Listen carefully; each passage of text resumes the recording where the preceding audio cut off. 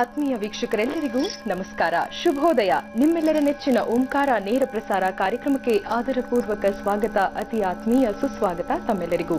ಇಂದು ಗುರುವಾರ ಎಂದಾಕ್ಷಣ ಪ್ರಾತಃ ಸ್ಮರಣೀಯ ಗುರುರಾಯರನ್ನ ಸ್ಮರಿಸುವಂತಹ ವಾರ. ಇನ್ನ ಜಗತ್ತಿಗೆ ಭಕ್ತಿ ಮಾರ್ಗವೇ ಸನ್ಮಾರ್ಗ, ಭಕ್ತಿ ಮಾರ್ಗವೇ ಮುಕ್ತಿ ಮಾರ್ಗಕ್ಕೆ ದಾರಿದೀಪ ಸಾಧನ ಅಂತ ಜಗತ್ತಿಗೆ ಸಾರಿದಂತಹ ದಾಸ ಶ್ರೇಷ್ಠರನ್ನ ಸ್ಮರಿಸುವಂತಹ ದಿನ ಕೂಡ. ಕನಕದಾಸರು, ಪುರಂದರದಾಸರನ್ನ ಸ್ಮರಿಸ್ತಾ ಈ ದಿನದ ನೇರ ಪ್ರಸಾರ ಕಾರ್ಯಕ್ರಮಕ್ಕೆ ನಿಮ್ಮೆಲ್ಲರಿಗೂ ಮತ್ತೊಮ್ಮೆ ಸ್ವಾಗತವನ್ನ ಕೋರ್ತಿದ್ದೀನಿ. ಗುರುಜಿ ಕೂಡ ಆಗಮಿಸಿದ್ದಾರೆ ಕಾರ್ಯಕ್ರಮದಲ್ಲಿ. ಇಂದು ಕೂಡ ನೇರ ಪ್ರಸಾರದಲ್ಲಿ ಸಾಕಷ್ಟು ಮಾಹಿತಿ ಎಂದಿನಂತೆ ಇರುತ್ತೆ. ಇಂದು ಗುರುಗಳು ತಿಳಿಸ್ಕೊಡುವಂತಹ ವಿಷಯ ಅಂದ್ರೆ ಕಾಳಸರ್ಪ ದೋಷಕ್ಕೆ ಪರಿಹಾರಗಳು ಹೇಗೆ ಅನ್ನೋದನ್ನ ತಿಳಿಸ್ಕೊಡ್ಲಿದ್ದಾರೆ. ಇನ್ನು ಗುರುಗಳನ್ನ ಕಾರ್ಯಕ್ರಮಕ್ಕೆ ಸ್ವಾಗತಿಸುವ ಸಮಯ ಆಗಿದೆ. ಶ್ರೀಯುತರು ಖ್ಯಾತ ಜ್ಯೋತಿಷ್ಯರು, ಆಧ್ಯಾತ್ಮಿಕ ಧಾರ್ಮಿಕ ಚಿಂತಕರು, ಸದಾದೇವಿ ಉಪಾಸಕರು, ತೇಜೋಮಂದಿ, ರಮಲಶಾಸ್ತ್ರ, ಸ್ವರಶಾಸ್ತ್ರಗಳಲ್ಲಿ ತಂತ್ರವಿದ್ಯೆಯಲ್ಲಿ ಪ್ರಾವೀಣ್ಯತೆ ಹೊಂದಿರುವ ದೇವಿಶ್ರೀ ಮಹಾಸಂಸ್ಥಾನದ ಸಂಸ್ಥಾಪಕರು ಹಾಗೂ ದೇವಿಶ್ರೀ ಜ್ಯೋತಿ ಪತ್ರಿಕೆಯ ಪ್ರಧಾನ ಸಂಪಾದಕರು ಆದಂತಹ ಶ್ರೀ ದೇವಿಶ್ರೀ ಗುರುಜಿ ಅವರು ನಮ್ಮೊಂದಿಗಿದ್ದಾರೆ. ಗುರುಜಿ, ಎಲ್ಲರ ಪರವಾಗಿ ಕಾರ್ಯಕ್ರಮಕ್ಕೆ ಆದರಪೂರ್ವಕ ಸ್ವಾಗತ. ಬ್ರಹ್ಮೋಸ್ಮಿ. ಗುರುಜಿ, ಈ ದಿನದ ವಿಶೇಷ ಮಾಹಿತಿಗಾಗಿ ನಾವು ಬಹಳ ದಿನಗಳಿಂದ ಕಾಯ್ತಾ ಇದ್ವಿ. ಪ್ರತಿಯೊಂದು ವಿಧವಾದಂತಹ ಕಾಳಸರ್ಪ ದೋಷಕ್ಕೂ ಪರಿಹಾರವನ್ನ ಸೂಚಿಸ್ತೀನಿ ಅಂತ ತಿಳಿಸ್ಕೊಟ್ಟಿದ್ರಿ. ಮೊದಲಿಗೆ ಎಂದಿನಂತೆ ಪಂಚಾಂಗ ಶ್ರವಣ. ಶ್ರೀ ಗುರುಭ್ಯೋ ನಮಃ. ಹರಿ ಓಂ. ಗಣಾನಾನ್ತ್ವಾ ಗಣಪತಿಗಂ ಅವಾಮಹೇ ಕವಿಂ ಕವೀನಾಮುಪಮಶ್ರಮಶ್ರವಂ ಜ್ಯೇಷ್ಠರಾಜಂ ಬ್ರಹ್ಮಣಾಂ ಬ್ರಹ್ಮಣಸ್ವದ ಆನಶ್ಚನ್ಮಣ್ಣೋದಭಿಸ್ಸೇದ ಸಾಧನಂ. ಶ್ರೀ ವಿಘ್ನೇಶ್ವರಾಯ ನಮಃ. ನಮೋ ರಾತಪತಯೇ ನಮೋ ಗಣಪತಯೇ ನಮಃ ಪ್ರಣಪತಯೇ ನಮಸ್ತೆ ಅಸ್ತು ಲಂಬೋದರಾಯ ಏಕದಂತಾ ವಿಘ್ನವಿನಾಶಿನೇ ಶ್ರೀವರ್ತಾಯ ಶ್ರೀವರ್ಧಮೂರ್ತಯೇ ನಮೋ ನಮಃ.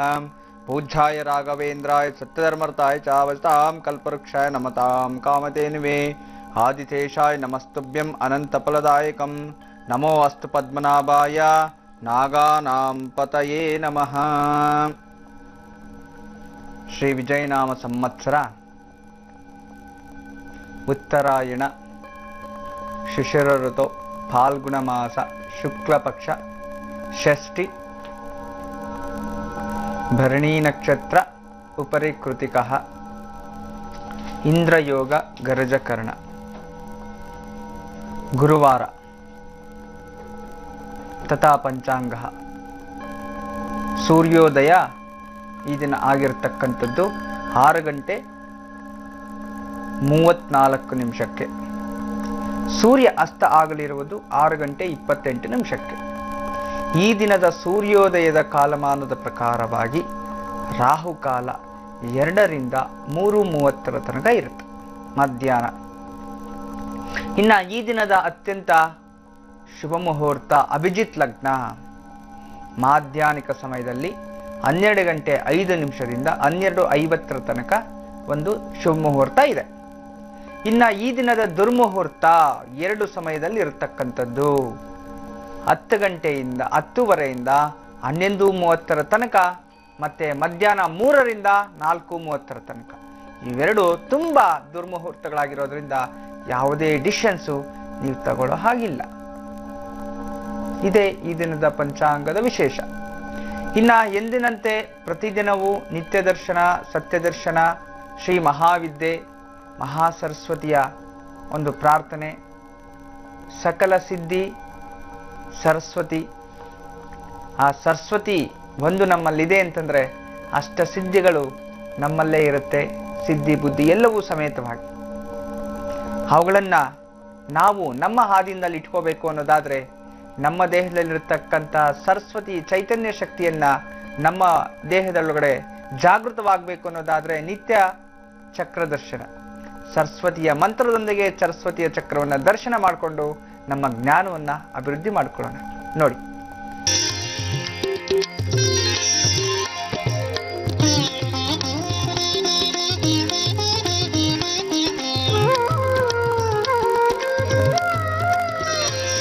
ವಿಬುಧ ವಂದಿತೆ ಬುಧ ಜನಾಶ್ರಿತೆ ಜನನಿ ಶಾರದೆ ಭವತು ತೇ ಕೃಪಾ.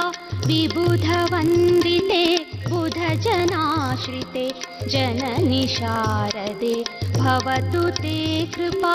ಮತಿ ವಿಕಾಸಿತೆ ಮತಿ ವಿಶೋಧಿತೆ ಮತಿ ವರಾಚಿತೆ ಕುರು ಕೃಪಾ ಶಿವೆ. ಮತಿ ವಿಕಾಸಿತೆ मतिविशोधिते मतिवरार्चिते कुरु कृपा शिवे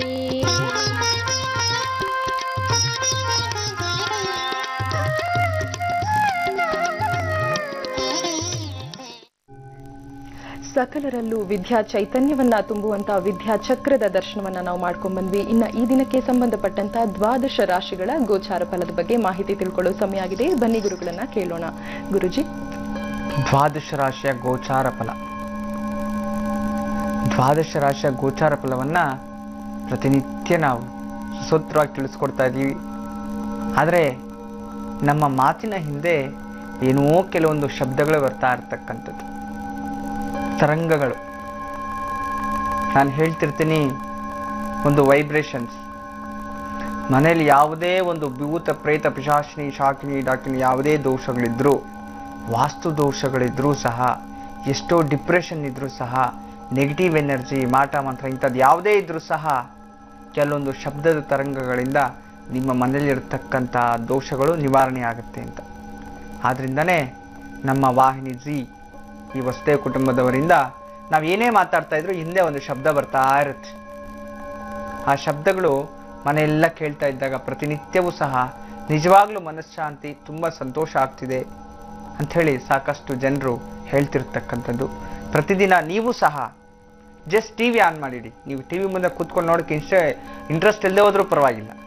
ಆ ಶಬ್ದದ ಅಲೆಗಳಿಂದನೇ ನಿಮ್ಮ ಮನೆಯಲ್ಲಿ ಕೆಲವೊಂದು ಶಕ್ತಿಗಳು ಹೊರಗೆ ಹೋಗುತ್ತೆ. ಸಕಾರಾತ್ಮಕ ಶಕ್ತಿ ಮನೆಯಲ್ಲಿ ಚೈತನ್ಯವಾಗಿ ತುಂಬುತ್ತೆ. ಇನ್ನ ಈ ದಿನದ ದ್ವಾದಶ ರಾಶಿಯ ಫಲಾಫಲಗಳಲ್ಲಿ ಮೊದಲಿಗೆ ಮೇಷರಾಶಿ. ಮೇಷರಾಶಿ ಹೆಣ್ಣು ಮಕ್ಕಳಿಗೆ ಈ ದಿನ ಸ್ವಲ್ಪ ಮಟ್ಟಿಗೆ ಮನೆಯಲ್ಲಿ ವೈವಾಹಿಕ ಜೀವನದಲ್ಲಿ ಸ್ವಲ್ಪ ತೊಂದರೆಗಳಾಗುವಂಥದ್ದು, ಮನೆಯಲ್ಲಿ ಗಂಡ ಹೆಂಡರ ನಡುವೆ ಸ್ವಲ್ಪ ಜಗಳ ಇರುತ್ತೆ. ಆದರೆ ಲೇಟಾಗಿ ಊಟ ಉಪಚಾರ ದೇವಾಲಯ ದರ್ಶನ ತುಂಬಾ ಚೆನ್ನಾಗಿರುತ್ತೆ. ಸ್ತ್ರೀಯರಿಗೆ ವಿಶೇಷವಾಗಿರ್ತಕ್ಕಂಥ ದಿನ. ಇನ್ನು ಉದ್ಯಮಸ್ಥರಿಗಂತೂ ಈ ದಿನ ಉದ್ಯೋಗದಲ್ಲಿ ಸ್ವಲ್ಪ ಮಟ್ಟಿಗೆ ತೊಂದರೆಗಳಾಗುವಂಥದ್ದು, ಉದ್ಯೋಗದಲ್ಲಿ ಲಾಸ್ ಆಗುವಂಥದ್ದು, ನಷ್ಟ ಉಂಟಾಗೋದು, ನಂಬಿ ಮೋಸ ಆಗುವಂಥದ್ದು ಜಾಗೃತಿ ವಹಿಸಿ. ಇನ್ನು ಉದ್ಯೋಗಸ್ಥರಿಗೆ ಸ್ವಲ್ಪ ಔಷಧಿಗಳಿಂದ ಟ್ಯಾಬ್ಲೆಟ್ಸ್ನ ಇನ್ಫೆಕ್ಷನ್ ಆಗ್ಬೋದು, ಜಾಗೃತಿ ವಹಿಸಿ. ಸರ್ಕಾರಿ ಉದ್ಯೋಗಸ್ಥರಿಗಂತೂ ಖರ್ಚು ಜಾಸ್ತಿ ಇರುತ್ತೆ, ಜಾಗೃತಿ ವಹಿಸಬೇಕು. ವಯಸ್ಸಾಗಿರ್ತಕ್ಕಂಥ ವಯೋವೃದ್ಧರಿಗೆ ತಲೆಗೆ ಸಂಬಂಧಪಟ್ಟಿರೋ ನೋವುಗಳನ್ನು ಅನುಭವಿಸ್ತೀರಿ, ಎಚ್ಚರಿಕೆ ವಹಿಸಿ. ಮಕ್ಕಳಲ್ಲಿ ಇದನ್ನ ಸ್ವಲ್ಪ ಮೂರ್ಛಕ್ಕೆ ಸಂಬಂಧಪಟ್ಟಿರೋ ತೊಂದರೆಗಳಿದ್ದವರು ಜಾಗೃತಿ ವಹಿಸಬೇಕು. ಇದನ್ನ ಎಲ್ಲಾ ಅರ್ಥೀಯ ಶುಭಫಲಗಳಿಗೋಸ್ಕರ ನಿರ್ವಿಘ್ನಕಾರಕ ಮಹಾಗಣಪತಿನ ಆರ್ಥನೆ ಮಾಡ್ಕೊಳ್ಳಿ. ಎಲ್ಲಾ ಅರ್ಥೀಯ ಶುಭಫಲಗಳು ನಿಮ್ದೇ ಆಗುತ್ತೆ. ಇದೀಗ ವೃಷಭ ರಾಶಿ. ವೃಷಭ ರಾಶಿಯವರಿಗೆ ಈ ದಿನ ಹೆಣ್ಣು ಮಕ್ಕಳಿಗೆ ವಿಶೇಷವಾಗಿ ಸ್ತ್ರೀಯರಿಗೆ ಹಿತಶತ್ರುಗಳಿಂದ ತೊಂದರೆ ಆಗುವಂಥದ್ದು, ಸ್ನೇಹಿತರೆ ಶತ್ರುಗಳಾಗ್ತಾರೆ, ಮನಸ್ಸಿಗೆ ಕಿರುಕುಳ ಆಗುವಂಥದ್ದು, ಸ್ವಲ್ಪ ಜಾಗೃತಿ ವಹಿಸಬೇಕು. ಆದರೆ ಸಾಯಂಕಾಲ ವೇಳೆಗೆ ಎಲ್ಲವೂ ಸುಸೂತ್ರವಾಗಿ ನಡೆಯುವಂಥದ್ದು. ಇನ್ನು ಉದ್ಯಮಸ್ಥರು ಸ್ವಂತ ಉದ್ಯೋಗ ಮಾಡೋದು, ಸುಮಾರು ತಿರುಗಾಟ ಆಗುವಂಥದ್ದು, ಅಲೆಮಾರಾಟ ಆಗುವಂಥದ್ದು, ಸರ್ಕಾರಿ ಮನೆ ಕೆಲಸಗಳು ಅಲ್ಲಿ ಇಲ್ಲಿ ಅಂತೇಳಿ ಸುತ್ತಾಟನೆ ಆಗುತ್ತೆ. ಯಾವ ಕೆಲಸನೂ ಆಗಲ್ಲ, ಆದರೆ ಸಾಯಂಕಾಲ ವೇಳೆಗೆ ಸ್ವಲ್ಪ ನೆಮ್ಮದಿಯ ವಾತಾವರಣ ತರುವಂಥದ್ದು, ಉದ್ಯೋಗದಲ್ಲಿ ಪ್ರಗತಿ ಕಾಣುವಂಥದ್ದು. ಇನ್ನು ಉದ್ಯೋಗಸ್ಥರಿಗಂತೂ ಈ ದಿನ ಸ್ವಲ್ಪ ಮಟ್ಟಿಗೆ ಹಿರಿಯ ಒಂದು ಅಧಿಕಾರಿಗಳಿಂದ ಅಥವಾ ಹಿರಿಯರಿಂದ ಅಥವಾ ನಿಮ್ಮಿಂದ ಸೀನಿಯರ್ ಪರ್ಸನ್ಸ್ ಇಂದ ತೊಂದರೆಗಳಾಗುವಂಥದ್ದು, ಮಾನಸಿಕ ಹಿಂಸೆಗೊಳಗಾಗ್ತೀರಿ, ಜಾಗೃತಿ ವಹಿಸಿ. ಸರ್ಕಾರಿ ನೌಕರಸ್ಥರಿಗೆ ಈ ದಿನ ಕುಟುಂಬದಲ್ಲಿ ವಾದ ವಿವಾದಗಳಿಗೆ ಚರ್ಚೆಗಾಗುವಂಥದ್ದು, ಜಾಗೃತಿ ವಹಿಸಲು ಸ್ವಲ್ಪ ತಾಳ್ಮೆಯನ್ನು ವಹಿಸಿ. ಸ್ವಲ್ಪ ಕೆಲಸದಲ್ಲೂ ತಾಳ್ಮೆ ಎಚ್ಚರಿಕೆಯನ್ನು ತಗೊಂಡ್ರೆ ಖಂಡಿತ ಒಳ್ಳೇದಿಲ್ಲ ಅಂದ್ರೆ ನೀವೇ ತೊಂದರೆ ತಗೋಬೇಕಾಗತ್ತೆ. ಇನ್ನ ಈ ಒಂದು ವಯಸ್ಸಾಗಿರ್ತಕ್ಕಂಥ ವಯೋವೃದ್ಧರಲ್ಲಿ ಕುಟುಂಬದಲ್ಲಿ ಬಂಧು ಮಿತ್ರರೊಂದಿಗೆ ಜಗಳ, ವಿರಸ ದಾಂಪತ್ಯ ಜಗಳ, ಗಂಡ ಹೆಂಡರಲ್ಲಿ ಜಗಳ ಆಗುವಂಥದ್ದು, ಸ್ವಲ್ಪ ಮಟ್ಟಿಗೆ ತಂದೆ ಮಕ್ಕಳಲ್ಲಿ ಜಗಳ ಆಗುವಂಥದ್ದು, ಜಾಗೃತಿ ವಹಿಸಿ. ಸ್ವಲ್ಪ ಯಾರಾದರೂ ತಾಳ್ಮೆಯಿಂದ ವಹಿಸಿದ್ರೆ ಖಂಡಿತ ಒಳ್ಳೆಯದು. ಮಕ್ಕಳಲ್ಲಿ ಈ ದಿನ ಮಟ್ಟಿಗೆ ಸ್ವಲ್ಪ ಗಾಯಗಳಾಗುವಂಥ ಸಂಭವ, ಆಕ್ಸಿಡೆಂಟ್ಸ್ ಆಗುವಂಥದ್ದು, ರೋಡ್ ಜಂಪ್ ಮಾಡಬೇಕಾದ್ರೆ ಹೋಗ್ತಾ ಬರ್ತಾ ಸ್ವಲ್ಪ ಎಚ್ಚರಿಕೆ ವಹಿಸಿದ್ರೆ ಖಂಡಿತ ಒಳ್ಳೆಯದು. ಈ ದಿನ ವಿಶೇಷವಾಗಿ ಎಲ್ಲಾ ರೀತಿಯ ಶುಭಫಲಗಳು ನೀವು ಅನುಭವಿಸಬೇಕು ಅನ್ನೋದಾದ್ರೆ ಈ ದಿನ ನೀವು ಮಾಡಬೇಕಾಗಿರ್ತಕ್ಕಂಥದ್ದು ಹನುಮಂತನ ಅಷ್ಟೋತ್ರ, ಹನುಮಂತ ದರ್ಶನ, ಹನುಮಂತನ ಅಷ್ಟೋತ್ರದಿಂದ ಎಲ್ಲಾ ರೀತಿಯ ಶುಭಫಲಗಳು ನಿಮ್ದೇ ಆಗುತ್ತೆ. ಇದೀಗ ಮಿಥುನ ರಾಶಿ.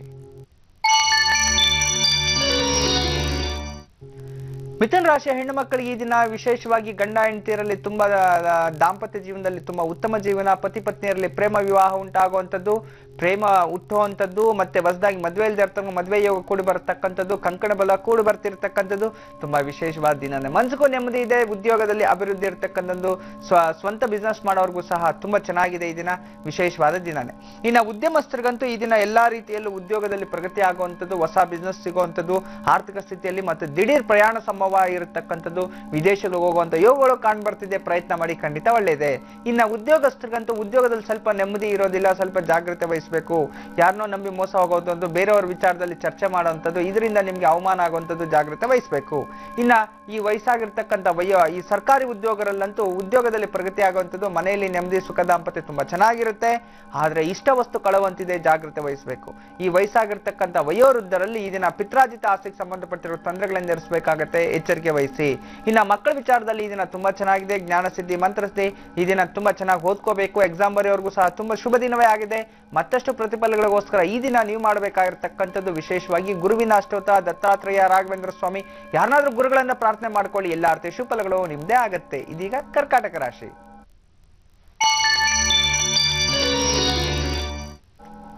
ಕರ್ಕಾಟಕ ರಾಶಿ ಹೆಣ್ಣು ಮಕ್ಕಳಿಗೆ ಇದನ್ನ ಸ್ವಲ್ಪ ಮಟ್ಟಿಗೆ ಚಂಚಲ ಸ್ವಭಾವ. ಮನೆಯಿಂದ ಹೋಗ್ಬೇಕು ಬೇಡವೋ, ಹೊರಗಡೆ ಹೋಗ್ಲಾ, ಕೆಲ್ಸಕ್ಕೆ ಹೋಗ್ಲಾ ಅಥವಾ ಬೇಡವಾ, ಮನೆಯಲ್ಲಿ ಇರ್ಬೇಕಾ, ದೇವಸ್ಥಾನಕ್ಕೆ ಹೋಗ್ಲಾ ಅಂತೇಳಿ ಕನ್ಫ್ಯೂಸ್ ಅಲ್ಲಿ ಇರ್ತೀರಿ. ಎಲ್ಲ ಲೇಟ್ ಆಗಿ ಮಾಡ್ಕೊಂಡು ಸ್ವಲ್ಪ ಮಟ್ಟಿಗೆ ಅವಮಾನ ಆಗುವಂಥದ್ದು, ಜಾಗ್ರತೆ ವಹಿಸಬೇಕು. ಇನ್ನು ಸ್ವಂತ ಉದ್ಯೋಗಸ್ಥರಿಗಂತೂ ಇದನ್ನ ಅಲಮಾರಿತನ ಆಗುವಂಥದ್ದು, ಸ್ವಲ್ಪ ಮಟ್ಟಿಗೆ ಬಿಸ್ನೆಸ್ ಅಲ್ಲಿ ಚೇಂಜ್ ಮಾಡುವಂಥದ್ದು, ಇಲ್ಲ ನಾನು ಬಿಸ್ನೆಸ್ ಲಾಸ್ ಆಗ್ತಿದೆ ಯಾಕೋ ಬಿಟ್ಪಣ್ಣ, ಪಾರ್ಟ್ನರ್ಶಿಪ್ ಅಲ್ಲಿ ಗಲಾಟೆಗಳಾಗುವಂಥ ಇಂಥದ್ದು ಸಮಸ್ಯೆಗಳು ಎದುರಿಸಬೇಕಾಗುತ್ತೆ, ಸ್ವಲ್ಪ ಜಾಗ್ರತೆ ವಹಿಸಿ. ಇನ್ನು ಉದ್ಯೋಗಸ್ಥರಿಗಂತೂ ಉದ್ಯೋಗ ಇಲ್ಲದೆ ಇರೋ ಉದ್ಯೋಗ ಸಿಗುತ್ತೆ, ವಿವಾಹ ಇಲ್ಲದೆ ಇರ್ತಕ್ಕ ವಿವಾಹ ಆಗುವಂಥ ಯೋಗ ತುಂಬಾ ಚೆನ್ನಾಗಿರ್ತಕ್ಕಂಥದ್ದು. ಮತ್ತೆ ಈ ಸರ್ಕಾರಿ ಉದ್ಯೋಗಸ್ಥರಂತಲ್ಲೂ ಎಲ್ಲಾ ರೀತಿಯಲ್ಲಿ ಅಭಿವೃದ್ಧಿ ಆಗುವಂಥದ್ದು, ಟ್ರಾನ್ಸ್ಫರ್, ಪ್ರಮೋಷನ್ಸ್ ಇಂಥದ್ದೆಲ್ಲ ಆಗ್ತಿದೆ, ವಿಶೇಷವಾಗಿರ್ತಕ್ಕಂಥ ದಿನನೇ. ಇನ್ನು ವಯಸ್ಸಾಗಿರ್ತಂಥವ್ರಿಗೆ ಇಷ್ಟಾರ್ಥ ಸಿದ್ಧಿ ಅಂತ ಹೇಳ್ತಿರ್ತಕ್ಕಂಥದ್ದು, ಮಕ್ಕಳಿಂದ ನೆಮ್ಮದಿಸಿಕೊಂಥದ್ದು ತುಂಬಾ ಚೆನ್ನಾಗಿದೆ. ಮಕ್ಕಳ ವಿಚಾರದಲ್ಲೂ ಅಂತಾನೆ ಈ ದಿನ ಕ್ರೀಡಾಪಟುಗಳಿಗೆ ವಿಶೇಷ ಲಾಭವಾದ ದಿನಾನೇ ಆಗಿದೆ, ತುಂಬಾ ಚೆನ್ನಾಗಿರತಕ್ಕಂಥದ್ದು. ಮತ್ತಷ್ಟು ವಿಶೇಷ ಫಲಗಳಿಗೋಸ್ಕರ ಈ ದಿನ ನೀವು ಮಾಡಬೇಕಾಗಿರ್ತಕ್ಕಂಥದ್ದು ಗಣಪತಿಯ ಅಷ್ಟೋತ್ರ. ಗಣಪತಿಯನ್ನ ಓದ್ಕೊಳ್ಳಿ, ಗಣಪತಿ ಅಷ್ಟೋತ್ರವನ್ನ ಪ್ರಾರ್ಥನೆ ಮಾಡ್ಕೊಳ್ಳಿ. ಗಣಪತಿ ದರ್ಶನದಿಂದ ಎಲ್ಲ ಅರ್ಥ ಶುಭಫಲಗಳು ನಿಮ್ದೇ ಆಗತ್ತೆ. ಇದೀಗ ಸಿಂಹರಾಶಿ. ಸಿಂಹರಾಶಿಯ ಹೆಣ್ಣು ಮಕ್ಕಳಿಗೆ ಇದನ್ನ ಸ್ವಲ್ಪ ಮಟ್ಟಿಗೆ ಅಧಿಕ ಖರ್ಚಾಗುವಂಥದ್ದು, ವ್ಯಾಪಾರ ವ್ಯವಹಾರಗಳಲ್ಲಿ ಸ್ವಲ್ಪ ಮಟ್ಟಿಗೆ ನಷ್ಟ ಉಂಟಾಗುವಂಥದ್ದು, ಸ್ವಂತ ಬಿಸ್ನೆಸ್ ಮಾಡೋಂಥವ್ರಿಗೆ ಜಾಗ್ರತೆ ವಹಿಸಬೇಕು. ಮತ್ತೆ ಕುಟುಂಬದಲ್ಲಿ ಸ್ವಲ್ಪ ಮಟ್ಟಿಗೆ ವಿರಸ ದಾಂಪತ್ಯ ಇರುತ್ತೆ, ಜಾಗ್ರತೆ ವಹಿಸಿ, ಎಚ್ಚರಿಕೆ ವಹಿಸಿ. ಇನ್ನು ವಯಸ್ಸಾಗಿರ್ತಕ್ಕ ಈ ಒಂದು ಸ್ವಯಂ ಉದ್ಯೋಗಸ್ಥರಿಗಂತೂ ಇದನ್ನ ಆರೋಗ್ಯದಲ್ಲಿ ವಿಚಾರದಲ್ಲಿ ಸ್ವಲ್ಪ ಎಚ್ಚರಿಕೆ ತಗೊಂಡ್ರೆ ತುಂಬಾ ಒಳ್ಳೇದಾಗುತ್ತೆ. ಫುಡ್ ಇನ್ಫೆಕ್ಷನ್ಸ್ ಅಥವಾ ಈ ರೀತಿ ಅಲರ್ಜಿಗಳಾಗುವಂಥದ್ದು ಸ್ವಲ್ಪ ಎಚ್ಚರಿಕೆ ವಹಿಸಬೇಕು. ಫುಡ್ ಇನ್ಫೆಕ್ಷನ್, ವಾಟರ್ ಇನ್ಫೆಕ್ಷನ್ಸ್ ಆಗ್ಬೋದು, ಇಂಥದ್ರಲ್ಲಿ ಆಹಾರದ ವಿಚಾರದಲ್ಲಿ ಸ್ವಲ್ಪ ಎಚ್ಚರಿಕೆ ವಹಿಸಿ. ಇನ್ನ ಈ ಉದ್ಯೋಗಸ್ಥರಿಗಂತೂ ಉದ್ಯೋಗ ಮಾಡ್ತಾ ಹೋದಂಥವ್ರಿಗೆ ಅಧಿಕ ಖರ್ಚು ಇರ್ತಕ್ಕಂಥದ್ದು, ಸ್ವಲ್ಪ ಮಟ್ಟಿಗೆ ಜಾಗ್ರತೆ ವಹಿಸಬೇಕು. ಮತ್ತೆ ಖರ್ಚನ್ನ ಜಾಸ್ತಿ ಮಾಡ್ಕೊಳಕ್ ಹೋಗ್ಬೇಡಿ, ವಿಧಾನದಲ್ಲಿ ನೋಡ್ಕೊಳ್ಳಿ, ಖಂಡಿತವಾಗ್ಲೂ ಒಳ್ಳೇದೇ ಆಗತ್ತೆ, ಚಿಂತೆ ಮಾಡೋ ಅವಶ್ಯಕತೆ ಇಲ್ಲ. ಇನ್ನ ಎಲ್ಲಾ ವಿಚಾರದಲ್ಲೂ ಶುಭನೇ ಇರುತ್ತೆ ಅವ್ರಿಗೆ. ಈ ಒಂದು ಸರ್ಕಾರಿ ಉದ್ಯೋಗಸ್ಥರಿಗಂತೂ ಉದ್ಯೋಗದಲ್ಲಿ ಎಚ್ಚರಿಕೆ ಇರತಕ್ಕಂಥದ್ದು, ಸ್ವಲ್ಪ ಮಟ್ಟಿಗೆ ಜಾಗ್ರತೆ ವಹಿಸಬೇಕು. ಯಾಕಂದ್ರೆ ಉದ್ಯೋಗದಲ್ಲೇ ಸಮಸ್ಯೆ ಆಗುವಂಥದ್ದು, ನಿಮ್ಮ ಮಾನಸಿಕ ನೆಮ್ಮದಿ ಕುಗ್ಗುವಂಥದ್ದು ಈ ದಿನ ಸ್ವಲ್ಪ ಮಟ್ಟಿಗೆ ಎಚ್ಚರಿಕೆ ವಹಿಸಿ. ಇನ್ನು ವಯಸ್ಸಾಗಿರ್ತಕ್ಕಂಥ ವಯೋವೃದ್ಧರಿಗೆ ಧರ್ಮ ಕಾರ್ಯಗಳ ಆಸಕ್ತಿ ಇರುತ್ತೆ, ದೂರದ ಪ್ರಯಾಣ ಸಂಭವ ಇರತಕ್ಕಂಥದ್ದು, ದೇವಾಲಯ, ದೇವಸ್ಥಾನ, ಮಕ್ಕಳು ನೋಡುವಂಥದ್ದು ತುಂಬಾ ಚೆನ್ನಾಗಿದೆ. ಇನ್ನು ಮಕ್ಕಳ ವಿಚಾರದಲ್ಲಿ ಸ್ವಲ್ಪ ಮಟ್ಟಿಗೆ ಏಕಾಗ್ರತೆ ಕಳ್ಕೊಳ್ಳುವಂಥದ್ದು, ಚಂಚಲ ಸ್ವಭಾವ ಇರತಕ್ಕಂಥದ್ದು, ಓದ್ಬೇಕೋ ಬೇಡವೋ, ಮಾಡ್ಬೇಕೋ ಬೇಡವೋ ಅಂತ ಜಡತ್ವ ಅಂದ್ರೆ ಸೋಂಬೇರಿತನ ವಹಿಸ್ತಕ್ಕಂಥದ್ದು ಈ ದಿನ ಸ್ವಲ್ಪ ಜಾಗ್ರತೆ ವಹಿಸಬೇಕು. ಈ ದಿನ ಎಲ್ಲಾ ರೀತಿಯ ಫಲಗಳಿಗೋಸ್ಕರ ವಿಷ್ಣು ಆರಾಧನೆ, ವಿಷ್ಣು ಪೂಜೆ, ಮಹಾವಿಷ್ಣುವಿನ ದರ್ಶನ ಅಥವಾ ತುಳಸಿ ಅರ್ಚನೆ, ತುಳಸಿ ಸ್ಪರ್ಶದಿಂದ ಎಲ್ಲಾ ಅರ್ಥ ಶುಭಫಲಗಳು ನಿಮ್ದೇ ಆಗತ್ತೆ. ಕನ್ಯಾ ರಾಶಿಯವರಿಗೆ ಈ ದಿನ ಹೇಗಿದೆ ಬನ್ನಿ ತಿಳ್ಕೊಳ್ಳೋಣ. ಗುರುಜಿ. ಕನ್ಯಾ ರಾಶಿ. ಕನ್ಯಾ ರಾಶಿಯವರಿಗೆ ಈ ದಿನ ಎಲ್ಲಾ ವಿಚಾರದಲ್ಲಿ ಆಸಕ್ತಿ ಹೆಚ್ಚಾಗಿರ್ತಕ್ಕಂಥದ್ದು, ಧರ್ಮ ಕಾರ್ಯಗಳಲ್ಲಿ ಆಸಕ್ತಿ ಇರತಕ್ಕಂಥದ್ದು, ತುಂಬಾ ಚೆನ್ನಾಗಿರ್ತಕ್ಕಂಥದ್ದು, ವಿಶೇಷವಾಗಿರ್ತಕ್ಕಂಥ ದಿನ. ಈ ದಿನ ಮಾನಸಿಕ ಶಾಂತಿ ಸಿಗುವಂಥ ದಿನ, ತುಂಬಾ ಚೆನ್ನಾಗಿರುತ್ತೆ. ಎಲ್ಲ ಸ್ತ್ರೀಯರು, ಬಾಲಕಿಯರು, ವೃದ್ಧರು ಎಲ್ಲರಿಗೂ ಸಹ ಈ ದಿನ ಸ್ವಲ್ಪ ಮಟ್ಟಿಗೆ ಭಗವಂತನಲ್ಲಿ ಆಸಕ್ತಿ ಹೆಚ್ಚುಂಟಾಗುವಂಥದ್ದು, ದೇವತಾ ದರ್ಶನ, ದೇವತೆಗಳನ್ನ ಮನದಲ್ಲಿ ಪ್ರಾರ್ಥನೆ ಮಾಡಿ, ನಿಜವಾಗ್ಲೂ ಒಳ್ಳೇದಾಗುವಂಥದ್ದು. ಇನ್ನ ಈ ಒಂದು ಸ್ವಂತ ಉದ್ಯೋಗಸ್ಥರು, ಉದ್ಯಮಸ್ಥರು, ಉದ್ಯಮ ನಡೆಸುವಂಥವ್ರಿಗೆ ಸಣ್ಣ ಉದ್ಯೋಗದಿಂದ ಸ್ವಂತ ಉದ್ಯೋಗ ಯಾರೇ ಮಾಡಲಿ, ಸಾಲ ಏನಾದರೂ ಇದೆ ಸಾಲದಿಂದ ಮುಕ್ತಿ, ಅದಕ್ಕೊಂದು ಪರಿಹಾರ, ಶಾಶ್ವತ ಪರಿಹಾರ ಸಿಗುವಂಥದ್ದನ್ನ ಇದನ್ನ ಕಂಡುಕೊಳ್ತೀರಿ. ಅದರಿಂದ ತುಂಬಾ ಚೆನ್ನಾಗಿರುತ್ತೆ. ಇನ್ನ ಉದ್ಯೋಗ ಮಾಡತಂಥವ್ರಿಗೆ ಶತ್ರುಗಳಿಂದ ಎಚ್ಚರ ವಹಿಸಿದ್ರೆ ತುಂಬಾ ಒಳ್ಳೆಯದು. ಇದನ್ನ ನಿಮ್ಮ ಶತ್ರುಗಳು, ನಿಮ್ ಜೊತೆನೇ ಇದ್ದವರ ಸ್ನೇಹಿತರು ನಿಮ್ಮಿಂದ ಏನೋ ಬೆನ್ನಕ್ಕೆ ಚೂರಿ ಹಾಕೋ ಕೆಲಸ ಮಾಡ್ತಿದ್ರೆ ಜಾಗ್ರತೆ ವಹಿಸಿ. ಇನ್ನ ವಿಶೇಷವಾಗಿ ಈ ಒಂದು ಸರ್ಕಾರಿ ಉದ್ಯೋಗಸ್ಥರಿಗೆ ಎಚ್ಚರಿಕೆ ಈ ದಿನನೇ ಆಗಿರಬೇಕು. ಕುಟುಂಬದಲ್ಲಿ ಅಶಾಂತಿ, ಕೆಲಸದಲ್ಲೂ ಅಶಾಂತಿ ಮತ್ತು ಭಾರಿ ಮೊತ್ತದ ಹಣ ನಷ್ಟ ಆಗುವಂಥದ್ದು, ಜಾಗ್ರತೆ ವಹಿಸಿ. ಇನ್ನ ವಯಸ್ಸಾಗಿರ್ತಕ್ಕಂಥ ವಯೋವೃದ್ಧರಲ್ಲಿ ಇದನ್ನ ಬಂಧು ಮಿತ್ರರ ಮನೆಗಾಗಮನ, ಅವರಿಂದ ನಿಮ್ಮ ಸಂಕಷ್ಟಕ್ಕೆ ಸಿಲುಕಾಕೊಂತೀರಿ ಅಂತ ಅದನ್ನು ಸ್ವಲ್ಪ ಎಚ್ಚರಿಕೆನೇ ಇರಿ. ಆದಷ್ಟು ಅವರಿಂದ ದೂರನೇ ಇರಿ. ಯಾವುದೇ ಒತ್ತಡಗಳನ್ನ ಎದುರಿಸ್ಕೋಬೇಡಿ. ಇನ್ನು ಮಕ್ಕಳ ವಿಚಾರದಲ್ಲಿ ಈ ದಿನ ತುಂಬಾ ಚೆನ್ನಾಗಿರ್ತಕ್ಕಂಥದ್ದು. ಮಕ್ಕಳಿಗೆ ವಿಚಾರದಲ್ಲಿ ಈ ದಿನ ಸ್ವಲ್ಪ ಚಂಚಲ ಸ್ವಭಾವ ಇರುತ್ತೆ, ಆದ್ರೂ ಸಾಯಂಕಾಲ ವೇಳೆಗೆ ಎಲ್ಲವೂ ಸುಸೂತ್ರವಾಗಿ ನಡೆಯುತ್ತೆ. ಮತ್ತಷ್ಟು ಶುಭಫಲಗಳಿಗೋಸ್ಕರ ಈ ದಿನ ಕನ್ಯಾ ರಾಶಿಯವರು ವಿಶೇಷವಾಗಿ ಹನುಮಂತನ ಅಷ್ಟೋತ್ರ ಓದ್ಕೊಳ್ಳಿ. 2ನೇ ಮನೆಯಲ್ಲಿರುವ ಶನಿ ರಾಹು ದೋಷ ನಿವಾರಣೆ ಆಗುತ್ತೆ. ಎಲ್ಲವೂ ಶುಭಫಲಗಳು ನಿಮ್ಮದೇ ಆಗುತ್ತೆ. ಇದೀಗ ತುಲಾ ರಾಶಿ. ತುಲಾ ರಾಶಿ ಹೆಣ್ಣು ಮಕ್ಕಳಿಗೆ ಈ ದಿನ ದೈಹಿಕ ಆರೋಗ್ಯದಲ್ಲಿ ಸ್ವಲ್ಪ ಉತ್ತಮವಾಗಿರತಕ್ಕಂಥದ್ದು, ಆರೋಗ್ಯದಲ್ಲಿ ಪ್ರಗತಿ ಆಗುವಂಥದ್ದು, ನಿಮ್ಮ ಎಲ್ಲಾ ಕೆಲಸ ಕಾರ್ಯಗಳಲ್ಲಿ ಜಯ ಸಿಗುವಂಥದ್ದು, ನಿಮ್ಮ ವೈರಿಗಳು ನಿಮ್ಮನ್ನ ಬಿಟ್ಟು ದೂರ ಹೋಗ್ಬೇಕು, ಎದುರ್ಕೊಳ್ಳೋ ಪರಿಸ್ಥಿತಿ ಬಂದಿದೆ ಅಂತ ಹೇಳ್ತಿದೆ. ಇನ್ನ ಮಟ್ಟಿಗೆ ವೈರಿಗಳೆಲ್ಲವೂ ನಾಶ ಆಗ್ತಾರೆ. ನಿಮ್ಗೇನಾದ್ರೂ ಕೆಟ್ಟದ್ದು ಮಾಡ್ಬೇಕು ಅಂತ ಬಂದ್ರೆ ಅವರು ಜೀವನದಲ್ಲಿ ಉದ್ಧಾರ ಆಗೋದಿಲ್ಲ ಅಂತ ದಿನ ಈ ದಿನ ಆಗಿದೆ. ನೀವು ಭಗವಂತನ ಹತ್ರ ಹೋಗೊಂದು ಅಪ್ಲಿಕೇಶನ್ ಆಗ್ಬಿಡಿ, ನನ್ಗೆ ಯಾರಾದ್ರೂ ತೊಂದರೆ ಮಾಡಕ್ ಬಂದ್ರೆ ಭಗವಂತ ನೀನೇ ನೋಡ್ಕೊಂತ, ಭಗವಂತನೇ ಅವ್ರಿಗೆ ಒಳ್ಳೇದ್ ಮಾಡ್ಲಿ, ಕೆಟ್ಟದ್ ಮಾಡ್ತಾನೆ ಅವ್ರಿಗೆ ಬಿಟ್ಟಿದ್ದು. ಇನ್ನ ಈ ಒಂದು ಸ್ವಂತ ಉದ್ಯೋಗಸ್ಥರು, ಸ್ವಂತ ಉದ್ಯಮ ನಡೆಸುವಂತವ್ರಿಗೆ ಸ್ನೇಹಿತರಿಂದ ಸ್ವಲ್ಪ ಮಟ್ಟಿಗೆ ತೊಂದರೆಗಳಾಗುವಂಥದ್ದು ಇದೆ, ಆದ್ರೂ ಸಹ ಜಯ ನಿಮ್ಗೆ ಸಿಗುತ್ತೆ, ಚಿಂತೆ ಮಾಡಿ ಅವಶ್ಯಕತೆ ಇಲ್ಲ. ಇನ್ನ ಉದ್ಯೋಗಸ್ಥರಿಗೆ ಮನೆಯಲ್ಲಿ ಸ್ವಲ್ಪ ಮಟ್ಟಿಗೆ ಸಂತೋಷ ಉಂಟಾಗೋದು, ಸಂತೋಷ ವಾತಾವರಣ, ಎಷ್ಟೋ ದಿನಗಳ ಕೆಲಸ ಕಷ್ಟ ಬಿಸಿ ಇರತಕ್ಕಂಥವ್ರಿಗೆ ಸಂತೋಷವಾಗಿರ್ತಾರೆ, ತುಂಬಾ ಉತ್ತಮವಾದ ದಿನನಾಗಿದೆ. ಸರ್ಕಾರಿ ಉದ್ಯೋಗಸ್ಥರಿಗೆ ಕುಟುಂಬದಲ್ಲಿ ನೆಮ್ಮದಿಯ ವಾತಾವರಣ, ಮಕ್ಕಳಿಗೆ ಮದುವೆ ಮಾಡುವಂತ ಯೋಗಗಳು ಕಂಡು ಬರ್ತಿರ್ತಕ್ಕಂಥದ್ದು, ದೂರದ ಪ್ರಯಾಣ ಸಂಭವ ದಿಢೀರ್ ಅಂತ ಹೇಳಿ ತುಂಬಾ ಚೆನ್ನಾಗಿರ್ತಕ್ಕಂಥದ್ದು, ವಿಶೇಷವಾಗಿರ್ತಕ್ಕಂಥ ದಿನನೇ ಆಗಿದೆ. ಇನ್ನ ಈ ಒಂದು ಉದ್ಯೋಗ ವಯಸ್ಸಾಗಿರ್ತಕ್ಕಂಥ ವಯೋವೃದ್ಧರಿಗೆ ಈ ದಿನ ಅಂದುಕೊಂಡ ಕೆಲಸ ಕಾರ್ಯಗಳಲ್ಲಿ ದಿಗ್ವಿಜಯವನ್ನು ಸಾಧಿಸುವ, ಕೋರ್ಟು ಕಚೇರಿ ಏನಾದ್ರೂ ಇದ್ರೆ ಜಯ ಸಿಗುವಂಥದ್ದು, ಪಾಲುದಾರಿಕೆಯಲ್ಲಿ ಲಾಭ ಬರುವಂಥದ್ದು ತುಂಬಾ ಚೆನ್ನಾಗಿದೆ. ಇನ್ನು ಮಕ್ಕಳ ವಿಚಾರದಲ್ಲೂ ಎಲ್ಲ ವಿಶೇಷವಾಗಿರ್ತಕ್ಕಂಥ ದಿನನಾಗಿದೆ. ಪರಿಪೂರ್ಣ ಶುಭಫಲಗಳನ್ನು ಅನುಭವಿಸುವಿರಿ. ಮತ್ತಷ್ಟು ಶುಭಫಲಗಳಿಗೋಸ್ಕರ ಈ ದಿನ ನೀವು ಮಾಡಬೇಕಾಗಿರತಕ್ಕಂಥದ್ದು ಶಿವನ ಅಷ್ಟೋತ್ರ ಓಡ್ಕೊಳ್ಳಿ, ಶಿವ ಧ್ಯಾನವನ್ನು ಮಾಡಿ, ಓಂ ನಮಃ ಶಿವ ಎಂಬ ಪಂಚಾಕ್ಷರ ಮಂತ್ರವನ್ನು ಹೇಳ್ಕೊಳ್ಳಿ. ಎಲ್ಲಾ ರೀತಿಯ ಶುಭಫಲಗಳು ನಿಮ್ಮದೇ ಆಗುತ್ತೆ. ಇದೀಗ ವೃಶ್ಚಿಕ ರಾಶಿ.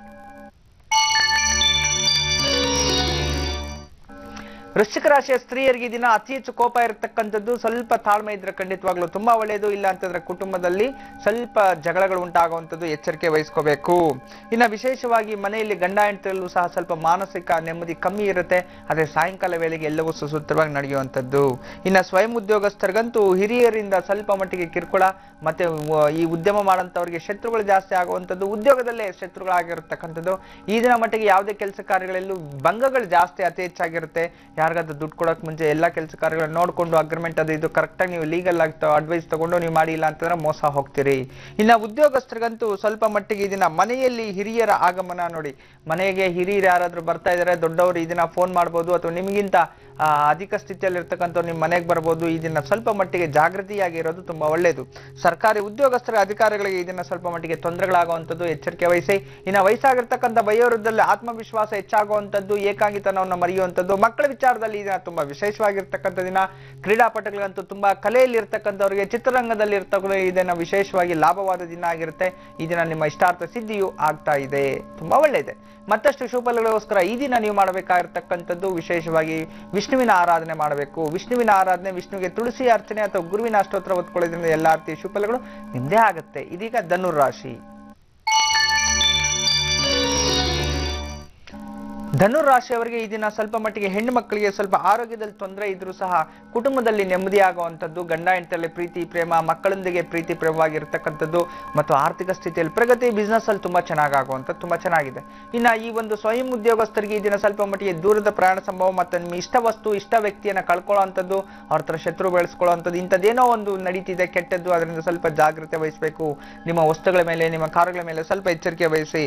ಇನ್ನ ಸ್ವಲ್ಪ ಮಟ್ಟಿಗೆ ಈ ಒಂದು ಉದ್ಯೋಗಸ್ಥರಿಗೆ ಇದನ್ನ ವಾಹನ ಗಂಡಾಂತರ ಅಂತ ಹೇಳ್ತಿದೆ, ವಾಹನಗಳಿಂದ ತೊಂದರೆ ಆಗುವಂಥದ್ದು, ಗಾಡಿ ವೆಹಿಕಲ್ಸ್ ಅಲ್ಲಿಂದ ತೊಂದರೆ ಆಗುವಂಥದ್ದು, ಏನಾದ್ರೂ ಒಂದು ಅದ್ರ ಸಮಸ್ಯೆ ಇರುತ್ತೆ, ಜಾಗೃತಿ ವಹಿಸಿ. ಇನ್ನ ಸರ್ಕಾರಿ ಉದ್ಯೋಗಸ್ಥರಿಗೆ ಗೃಹ ಖರೀದಿ, ಭೂಮಿಯಿಂದ ಲಾಭ ಬರುವಂಥದ್ದು, ಭೂಮಿಗೆ ಸಂಬಂಧಪಟ್ಟರು ಏನೋ ಸಂತೋಷ ಆಗ್ತಿದೆ, ಲೋನ್ಸ್ ತಗೊಂಡು ಇಂಥದ್ದೇನೋ ಪ್ಲಾನ್ ಮಾಡೋಂಗಿದ್ರೆ ಮಾಡಿ, ಖಂಡಿತವಾಗ್ಲೂ ಒಳ್ಳೇದಾಗುತ್ತೆ. ವಯಸ್ಸಾಗಿರ್ತಕ್ಕಂಥ ವಯೋವೃದ್ಧರಿಗೆ ಈ ದಿನ ಮಕ್ಕಳಿಂದ ನೆಮ್ಮದಿ ಸಿಗುವಂಥದ್ದು, ಆತ್ಮವಿಶ್ವಾಸ ಬೆಳೆಯುತ್ತೆ, ಆರೋಗ್ಯದಲ್ಲಿ ಪ್ರಗತಿ ಆಗುತ್ತೆ, ತುಂಬಾ ಚೆನ್ನಾಗಿದೆ. ಇನ್ನು ಮಕ್ಕಳ ವಿಚಾರದಲ್ಲಂತೂ ಈ ದಿನ ತುಂಬಾ ಶುಭ ದಿನವಾಗಿದೆ. ಇಷ್ಟಾರ್ಥ ಸಿದ್ಧಿ, ಮಂತ್ರ ಸಿದ್ಧಿ ಅಂತ ಹೇಳ್ತಾರೆ, ತುಂಬಾ ಚೆನ್ನಾಗಿದೆ. ಈ ದಿನ ಮತ್ತಷ್ಟು ವಿಶೇಷ ಫಲಗಳಿಗೋಸ್ಕರ ದುರ್ಗಾದೇವಿ ಅಷ್ಟೋತ್ರ ಓದ್ಕೊಳ್ಳಿ. ಎಲ್ಲಾ ರೀತಿಯ ಶುಭ ಫಲಗಳು ನಿಮ್ಮದೇ ಆಗುತ್ತೆ. ಇದೀಗ ಮಕರ ರಾಶಿ.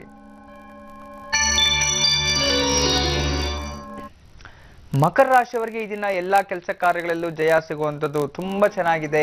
ಈ ದಿನ ಹೆಣ್ಮಕ್ಳಿಗೆ ಎಲ್ಲಾ ವಿಚಾರದಲ್ಲೂ ತುಂಬಾ ಉತ್ತಮವಾದ ದಿನನೇ ಆಗಿರುತ್ತೆ. ಈ ದಿನ ಏನೇ ಕೆಲಸ ಮಾಡಿ ತುಂಬಾ ಚೆನ್ನಾಗಾಗತ್ತೆ. ಆದ್ರೆ ಸ್ವಲ್ಪ ಮಟ್ಟಿಗೆ ಎಚ್ಚರಿಕೆ ಇರಬೇಕು. ಯಾಕಂದ್ರೆ ನೀವು ನಂಬಿರ್ತಕ್ಕಂಥವ್ರು ನಿಮ್ಮ ಹತ್ರ ನಗ್ನಗ್ತಾ ಮಾತಾಡ್ಕೊಂಡು ನಿಮ್ಗೆ ಮೋಸ ಮಾಡುವಂತ ಜನ ನಿಮ್ ಹಿಂದೆ ಇರ್ತಾರೆ. ಅವ್ರನ್ನ ನಂಬಿ ಮೋಸ ಹೋಗ್ಬೇಡಿ. ನೀವು ನಂಬಿ ಮೋಸ ಹೋದ್ರೆ ಖಂಡಿತ ಭಗವಂತ ಅವ್ರಿಗಂತೂ ಶಿಕ್ಷೆ ಕೊಡ್ತಾನೆ. ಆದ್ರೆ ಯಾವ ಹುತ್ತಲ್ಲಿ ಏನು ಹಾವಿರುತ್ತೋ ಯಾರಿಗೂ ಗೊತ್ತಾಗಲ್ವಲ್ಲ, ಅದನ್ನ ಸ್ವಲ್ಪ ಮಟ್ಟಿಗೆ ಎಚ್ಚರಿಕೆ ವಹಿಸಬೇಕು. ಮತ್ತೆ ಈ ಒಂದು ಉದ್ಯಮಸ್ಥರಿಗಂತೂ ನಿಮಗೆ ವೈರಿಗಳಾಗುವಂತ ಸಂಭವ ಜಾಸ್ತಿ ಇರುತ್ತೆ. ನೋಡಿ, ನಿಮ್ ಕೆಳಗಡೆ ಕೆಲಸ ಮಾಡ್ತಕ್ಕಂಥವ್ರು ನಿಮ್ಗೆ ವೈರಿಗಳಾಗ್ತಿದ್ದಾರೆ, ನಿಮ್ಮನ್ನು ಬಿಟ್ಟೋಗಿ ಹೊಸ ಉದ್ಯಮವನ್ನು ಮಾಡ್ತಿದ್ದಾರೆ. ಆದ್ರೆ ಯಾರ ಹತ್ರ ಆಗ್ಲಿ ನೀವು ಯಾವ್ದು ಗುಪ್ತ ಮುಕ್ತ ಪ್ರಕೃತಿ ಕೆಲವೊಂದು ವಿಚಾರಗಳನ್ನ ರಹಸ್ಯವಾಗಿ ಇಟ್ಟಿದ್ರೆ ತುಂಬಾ ಒಳ್ಳೇದು. ಈ ದಿನ ಯಾವುದೇ ಕಾರಣಕ್ಕೂ ಏನು ಇದ್ ಮಾಡ್ಕೊಳಕ್ ಹೋಗ್ಬೇಡಿ.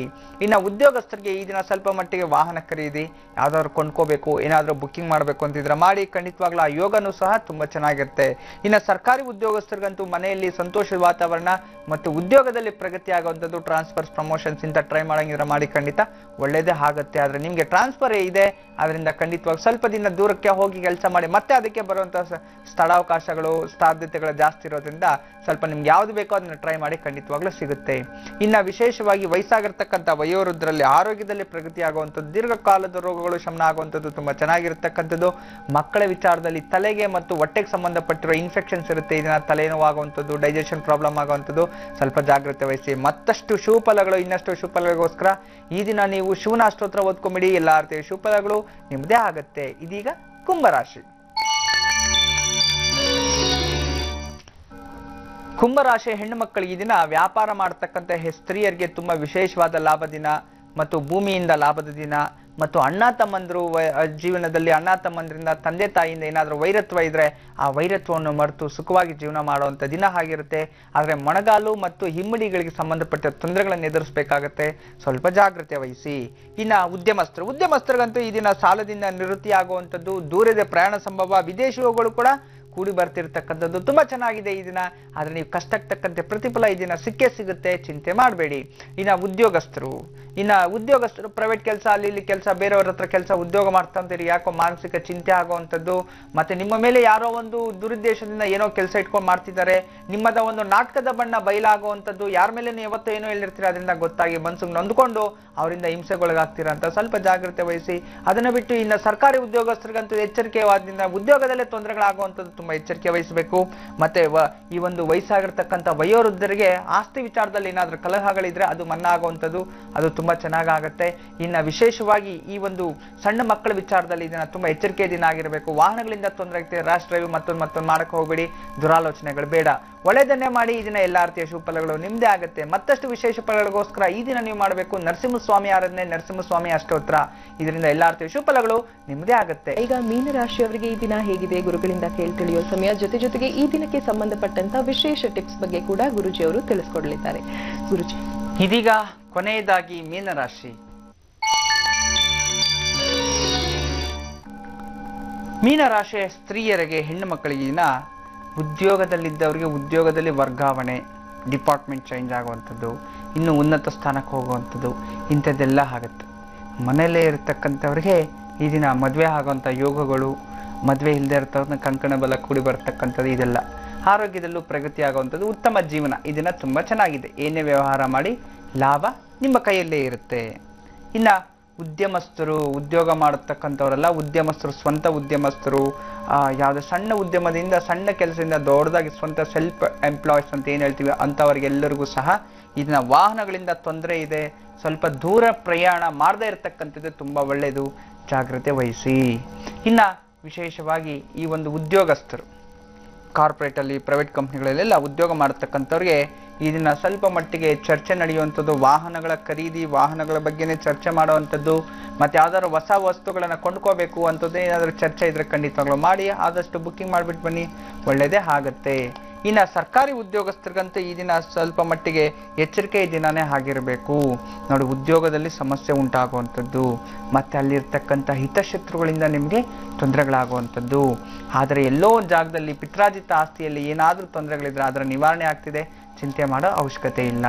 ಇನ್ನು ವಯಸ್ಸಾಗಿರ್ತಕ್ಕಂಥ ವಯೋವೃದ್ಧರಿಗೆ ಇಷ್ಟಕಾಮ್ಯಾರ್ಥ ಸಿದ್ಧಿ ಅಂತ ಹೇಳ್ತಿದ್ರು, ತುಂಬ ಚೆನ್ನಾಗಿರ್ತಕ್ಕಂಥದ್ದು, ಆರೋಗ್ಯದಲ್ಲಿ ಪ್ರಗತಿ ಆಗುವಂಥದ್ದು, ಬಂಧು ಮಿತ್ರರ ಮನೆಗೆ ಆಗಮಿಸ್ತಿದ್ದಾರೆ, ನಿಮ್ಗೆ ಏಕಾಂಗಿತನವನ್ನು ದೂರ ಮಾಡ್ತಿದ್ರು, ತುಂಬ ಚೆನ್ನಾಗಿದೆ. ಇನ್ನು ಈ ಸಣ್ಣ ಸಣ್ಣ ಮಕ್ಕಳಿಗಂತೂ ದೂರ ಪ್ರಯಾಣ ಸಂಭವ ಇರತಕ್ಕಂಥದ್ದು, ಇನ್ನು ದೇವಾಲಯ ದರ್ಶನ, ದೇವತಾ ದರ್ಶನ, ಸ್ನೇಹಿತರ ಜೊತೆ ಎಲ್ಲಾದ್ರೂ ಹೋಗಿ ಬರುವಂಥದ್ದು, ಹೊಸ ಸ್ನೇಹಿತರು ಪರಿಚಯ ಆಗ್ತಿದ್ದಾರೆ, ಎಲ್ಲೋ ಕಳೆದೋಗಿರ್ತಕ್ಕಂಥ ವ್ಯಕ್ತಿಗಳು ಈ ದಿನ ಸಿಗ್ತಿದ್ದಾರೆ ಅಂತ ಹೇಳಿ ಈ ದಿನ ತುಂಬ ಮನಸ್ಸು ಸಂತೋಷವಾಗಿರುತ್ತೆ. ಮತ್ತಷ್ಟು ಶುಭಫಲಗಳಿಗೋಸ್ಕರ ಈ ದಿನ ನೀವು ಮಾಡಬೇಕಾಗಿರ್ತಕ್ಕಂಥ ಹನುಮಂತನ ಅಷ್ಟೋತ್ರ, ಆಂಜನೇಯ ಸ್ವಾಮಿ ಅಷ್ಟೋತ್ರ ಓದ್ಕೊಂಬಿಡಿ. ಖಂಡಿತವಾಗ್ಲೂ ಎಲ್ಲಾ ರೀತಿಯ ಶುಭಫಲಗಳು ಈ ದಿನ ನಿಮ್ಮದೇ ಆಗತ್ತೆ. ಕೆಲವರಿಗೆ ಶುಭ, ಕೆಲವ್ರಿಗೆ ಅಶುಭ ಇದ್ದಿದೆ. ಎಲ್ಲವನ್ನ ಸುಸೂತ್ರವಾಗಿ ತಿಳಿಸ್ಕೊಟ್ಟಿದ್ದೀನಿ. ನಾನು ಏನು ಪರಿಹಾರಗಳನ್ನು ಕೊಟ್ಟಿದ್ದೀನೋ ಅದನ್ನು ನೀವು ತಾವು ಮಾಡ್ಕೊಂಬಿಟ್ರೆ ಖಂಡಿತವಾಗ್ಲೂ ನಿಮ್ಮ ಜೀವನದಲ್ಲಿ ಪ್ರತಿದಿನವೂ ಸಹ ಶುಭ ದಿನವೇ ಆಗಿರುತ್ತೆ. ಇನ್ನು ಈ ದಿನಕ್ಕೆ ಸಂಬಂಧಪಟ್ಟಿರೋ ಹಾಗೆ ಭರಣಿ ನಕ್ಷತ್ರ, ಉಪರಿ ಕೃತಿಕಾ ನಕ್ಷತ್ರ ನೋಡಿ. ಭರಣಿ ನಕ್ಷತ್ರ, ಉಪರಿ ಕೃತಿಕಾ ನಕ್ಷತ್ರದಲ್ಲಿ ಗುರುವಾರ ಷಷ್ಠಿ ಬೇರೆ ಬಂದಿರತಕ್ಕಂಥದ್ದು. ತುಂಬ ನಿಜವಾಗ್ಲೂ ತುಂಬ ರಾಜಯೋಗ ದಿನನೇ ಈ ದಿನ, ತುಂಬ ಚೆನ್ನಾಗಿರ್ತಕ್ಕಂಥ ದಿನ. ಈ ದಿನ ನೀವು ಯಾವುದಾದ್ರೂ ಸರಿ ಅಮ್ಮನವರ ದೇವಸ್ಥಾನ ದರ್ಶನದಿಂದ ಅಥವಾ ಗೋಮುಖ ದರ್ಶನದಿಂದ ಹಸುಗೆ ಬಾಳೆಹಣ್ಣು ಏನಾದರೂ ಹಸುಗೆ ತಿನ್ನಿಸಿ, ನಿಮ್ಮಿಂದ ಅನುಕೂಲ ಆದರೆ, ಅಥವಾ ಅಮ್ಮನವರ ದೇವಸ್ಥಾನಕ್ಕೆ ಹೋಗಿ ಒಂದು ದರ್ಶನ ಮಾಡ್ಕೊಂಬಂದ್ರೆ ಈ ದಿನ ನಿಜವಾಗ್ಲೂ ಇಷ್ಟರಲ್ಲೇ ಎಂಥ ದೊಡ್ಡ ಗಂಡಾಂತರಗಳು, ಯಾರಾದ್ರೂ ಹೇಳಿರ್ತಲ್ಲ ಗಂಡಾಂತರಗಳು, ಅಪಘಾತಗಳು ಇಂಥದ್ದೇನಾದ್ರೂ ಸಂಭವಿಸುತ್ತೆ ಹತ್ರದಲ್ಲಿ ಅಂತಂದ್ರೆ ಈ ದಿನ ಒಂದು ಸಂಕಲ್ಪ ಮಾಡಿಬಿಟ್ಟು ಬನ್ನಿ, ಖಂಡಿತವಾಗ್ಲೂ ಅದು ತಪ್ಪಿ ಹೋಗುತ್ತೆ ಅಂತ ವಿಶೇಷವಾಗಿರ್ತಕ್ಕಂಥ ದಿನ. ಅಮ್ಮನವರ ದರ್ಶನ ಮತ್ತು ಗೋಮುಖ ದರ್ಶನದ ಗೋ ಏನಾದರೂ ತಿನ್ಸೋದ್ರಿಂದ ಅಪಘಾತಗಳು ಈ ದಿನ ನಡೆಯೋದೇ ಇಲ್ಲ. ಅಪಘಾತಗಳು, ಗಂಡಾಂತರಗಳು ಇವೆಲ್ಲವೂ ತಪ್ಪಿ ಹೋಗುತ್ತೆ ಅಂತ ಒಂದು ಶುಭ ದಿನ. ಇಂಥವೆಲ್ಲರೂ ಉಪಯೋಗ ಮಾಡ್ಕೊಳ್ಳಿ. ಬೆಳಗ್ಗೆ ಆದರೂ ಮಾಡಿ, ಸಾಯಂಕಾಲ ಈಗಲೇ ಆದರೂ ಮಾಡಿ, ತೊಂದರೆ ಇಲ್ಲ.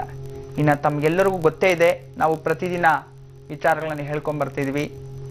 ಇದೇ 9ನೇ ತಾರೀಕು ಭಾನುವಾರ ಸಾಯಂಕಾಲ 4 ಗಂಟೆಗೆ ಮೈಸೂರಿನಲ್ಲಿ ಮಹಾರಾಜ ಕಾಲೇಜು ಮೈದಾನ, DC ಆಫೀಸ್ ಪಕ್ಕದಲ್ಲಿರ್ತಕ್ಕಂಥ ಮೈದಾನದಲ್ಲಿ ಒಂದು ರುದ್ರಾಭಿಷೇಕವನ್ನು ವ್ಯವಸ್ಥೆ ಮಾಡಿದ್ದೀವಿ. ಸರ್ವರಿಗೂ ಆಧಾರದ ಸುಸ್ವಾಗತ, ಎಲ್ಲರೂ ಬರಬಹುದು. ಅಲ್ಲಿ ವಿದ್ಯಾಚಕ್ರಗಳು ವಿತರಣೆ ಉಚಿತವಾಗಿ ಹಂಚ್ತಾ ಇದ್ದೀವಿ. ಅದಕ್ಕೆ ಸಪ್ರೇಟ್ ಕೌಂಟರ್ಸ್ ಇರುತ್ತೆ, ಬಂದು ನೀವು ಅಲ್ಲೇ ಕಲೆಕ್ಟ್ ಮಾಡ್ಕೊಂಡು ಹೋಗ್ಬೋದು. ಇನ್ನು ಆ ಒಂದು ವಿಶೇಷವಾದ ಧಾರ್ಮಿಕ ಕ್ರಿಯೆ, ಆಧ್ಯಾತ್ಮಿಕ ಒಂದು ರುದ್ರಾಭಿಷೇಕದಲ್ಲಿ ಕೆಲವೊಂದು ಧ್ಯಾನವನ್ನು ಹೇಳ್ಕೊಡ್ತೀನಿ.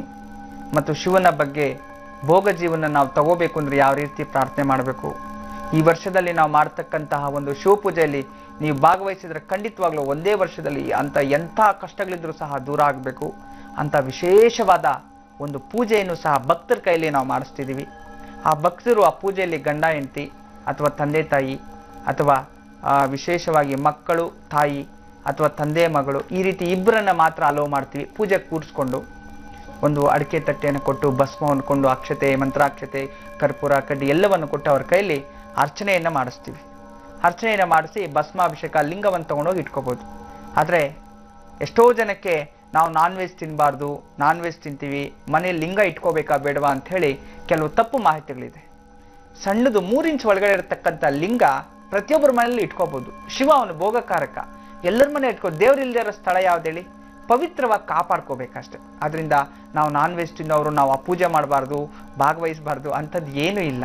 ಇದೊಂದು ಸಾಮೂಹಿಕ ರುದ್ರಾಭಿಷೇಕ. ಯಾವ ಜನ್ಮದಲ್ಲಿ ಪುಣ್ಯ ಮಾಡಿದ್ರೂ ಇಂಥ ಒಂದು ಅವಕಾಶ ಸಿಗಲಿಕ್ಕೆ ನಿಮ್ಗೇನಾದ್ರೂ ಅನುಕೂಲ ಆದರೆ, ಇನ್ನು ಕಾಲಾವಕಾಶ ಮುಗಿದೋಗಿದೆ. ಭಾನುವಾರ ಬೆಳಗ್ಗೆನೆ ಒಂದು 10-11 ಗಂಟೆ ಒಳಗಡೆ ನೀವು ಮೊದಲೇ ಬಂದು ಅಲ್ಲಿ ರಿಜಿಸ್ಟರ್ ಮಾಡ್ಕೊಂಡ್ಬಿಟ್ರೆ ಸಾಯಂಕಾಲ ವೇಳೆಗೆ ವ್ಯವಸ್ಥೆಗಳೆಲ್ಲ ಅವ್ರು ಹೇಳ್ತಾರೆ. ಆ ರೀತಿ ನಡ್ಕೊಂಡ್ರೆ ಖಂಡಿತ ನೀವು ಕೂತ್ಕೋಬಹುದು. ಈ ಕೂತ್ಕೊಳ್ಳೋರು ಬಿಟ್ಟು ಉಳಿದಿರ್ತಕ್ಕಂಥ ಎಷ್ಟೇ 1000 ಜನ ಬಂದರೂ ಸಹ ನಿಮ್ಗಲ್ಲಿ ಕೂತ್ಕೊಳ್ಳೋಕೆ ಆಸನಗಳ ವ್ಯವಸ್ಥೆ ಮಾಡಿರ್ತೀವಿ. ತಾವೆಲ್ಲರೂ ಸಹ ಆಗಮಿಸಿ ನಿಮ್ಮ ಮನಃಶಾಂತಿನ ಪಡ್ಕೋಬಹುದು. ಕಾಳಸರ್ಪ ಯೋಗದ ಬಗ್ಗೆ ಮಾಹಿತಿಯನ್ನ ಹಂತ ಹಂತವಾಗಿ ಪ್ರತಿಯೊಂದು ನೇರ ಪ್ರಸಾರದ ಕಂತುವಿನಲ್ಲೂ ನಾವು ಪಡ್ಕೊಳ್ತಾ ಬಂದಿದ್ದೀವಿ. ಆದ್ರೆ ಅದಕ್ಕೆ ಪರಿಹಾರಗಳು ಏನು? ಕಾಳಸರ್ಪ ದೋಷದಿಂದ ನಾವು ಮುಕ್ತಿಯನ್ನ ಹೊಂದಬಹುದಾ? ಸಂಪೂರ್ಣವಾಗಿ ಪ್ರತಿಯೊಂದು ದೋಷಕ್ಕೆ ಅದರದ್ದೇ ಆದಂತಹ ಒಂದು ಪರಿಹಾರ ಮಾರ್ಗ ಇರುತ್ತೆ. ಬನ್ನಿ ಗುರುಜಿ ಅವರಿಂದ ಈ ಬಗ್ಗೆ ಇನ್ನಷ್ಟು ವಿಷಯಗಳನ್ನ ತಿಳಿಯೋಣ. ಗುರುಜಿ, ಕಾಳಸರ್ಪ ಯೋಗ, ಕಾಳಸರ್ಪ ದೋಷಗಳು ಎಲ್ಲವನ್ನ ತಿಳಿಸ್ಕೊಟ್ಟಿದ್ದೀನಿ ನಾನು ಸಂಪೂರ್ಣವಾಗಿ.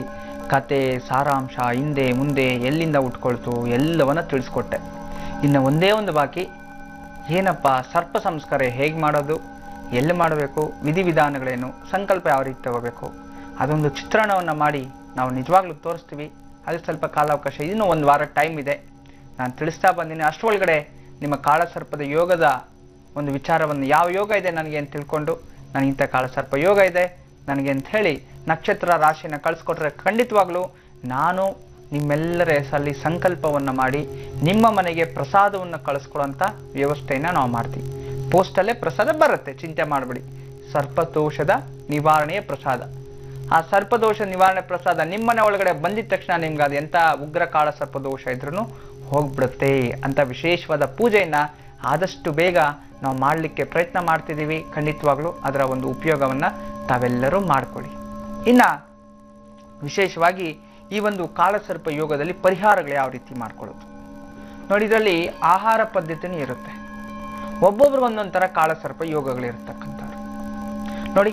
ಲಗ್ನದಲ್ಲೇ ರಾಹು ಇದ್ದಾಗ, ಲಗ್ನದಲ್ಲಿ ಯಾರಿಗೇ ಲಗ್ನದಲ್ಲಿ ರಾಹು ಇದ್ದಾಗ ನಿಜವಾಗ್ಲೂ ನಾನು ಹೇಳ್ತೀನಿ, ಈರುಳ್ಳಿ ಬೆಳ್ಳುಳ್ಳಿಯನ್ನು ತಿನ್ನಲೇಬಾರ್ದವರು, ಯಾವುದೇ ಕಾರಣಕ್ಕೂ ತಿನ್ನಬಾರ್ದು. ಆ ರೀತಿ ತಿನ್ನೋರು ನಿಮ್ಮ ಮನೆಯಲ್ಲಿ ಮಕ್ಕಳಿಗೆ ಇರುತ್ತೆ ಅನ್ಕೊಳ್ಳಿ, ಅವರು ಅತಿ ಹೆಚ್ಚು ಈ ಸಾತ್ವಿಕ ಆಹಾರವನ್ನು ಬಿಟ್ಟು ಮಾಂಸಗಳನ್ನು ಪ್ರಿಯರಾಗಿರ್ತಾರೆ.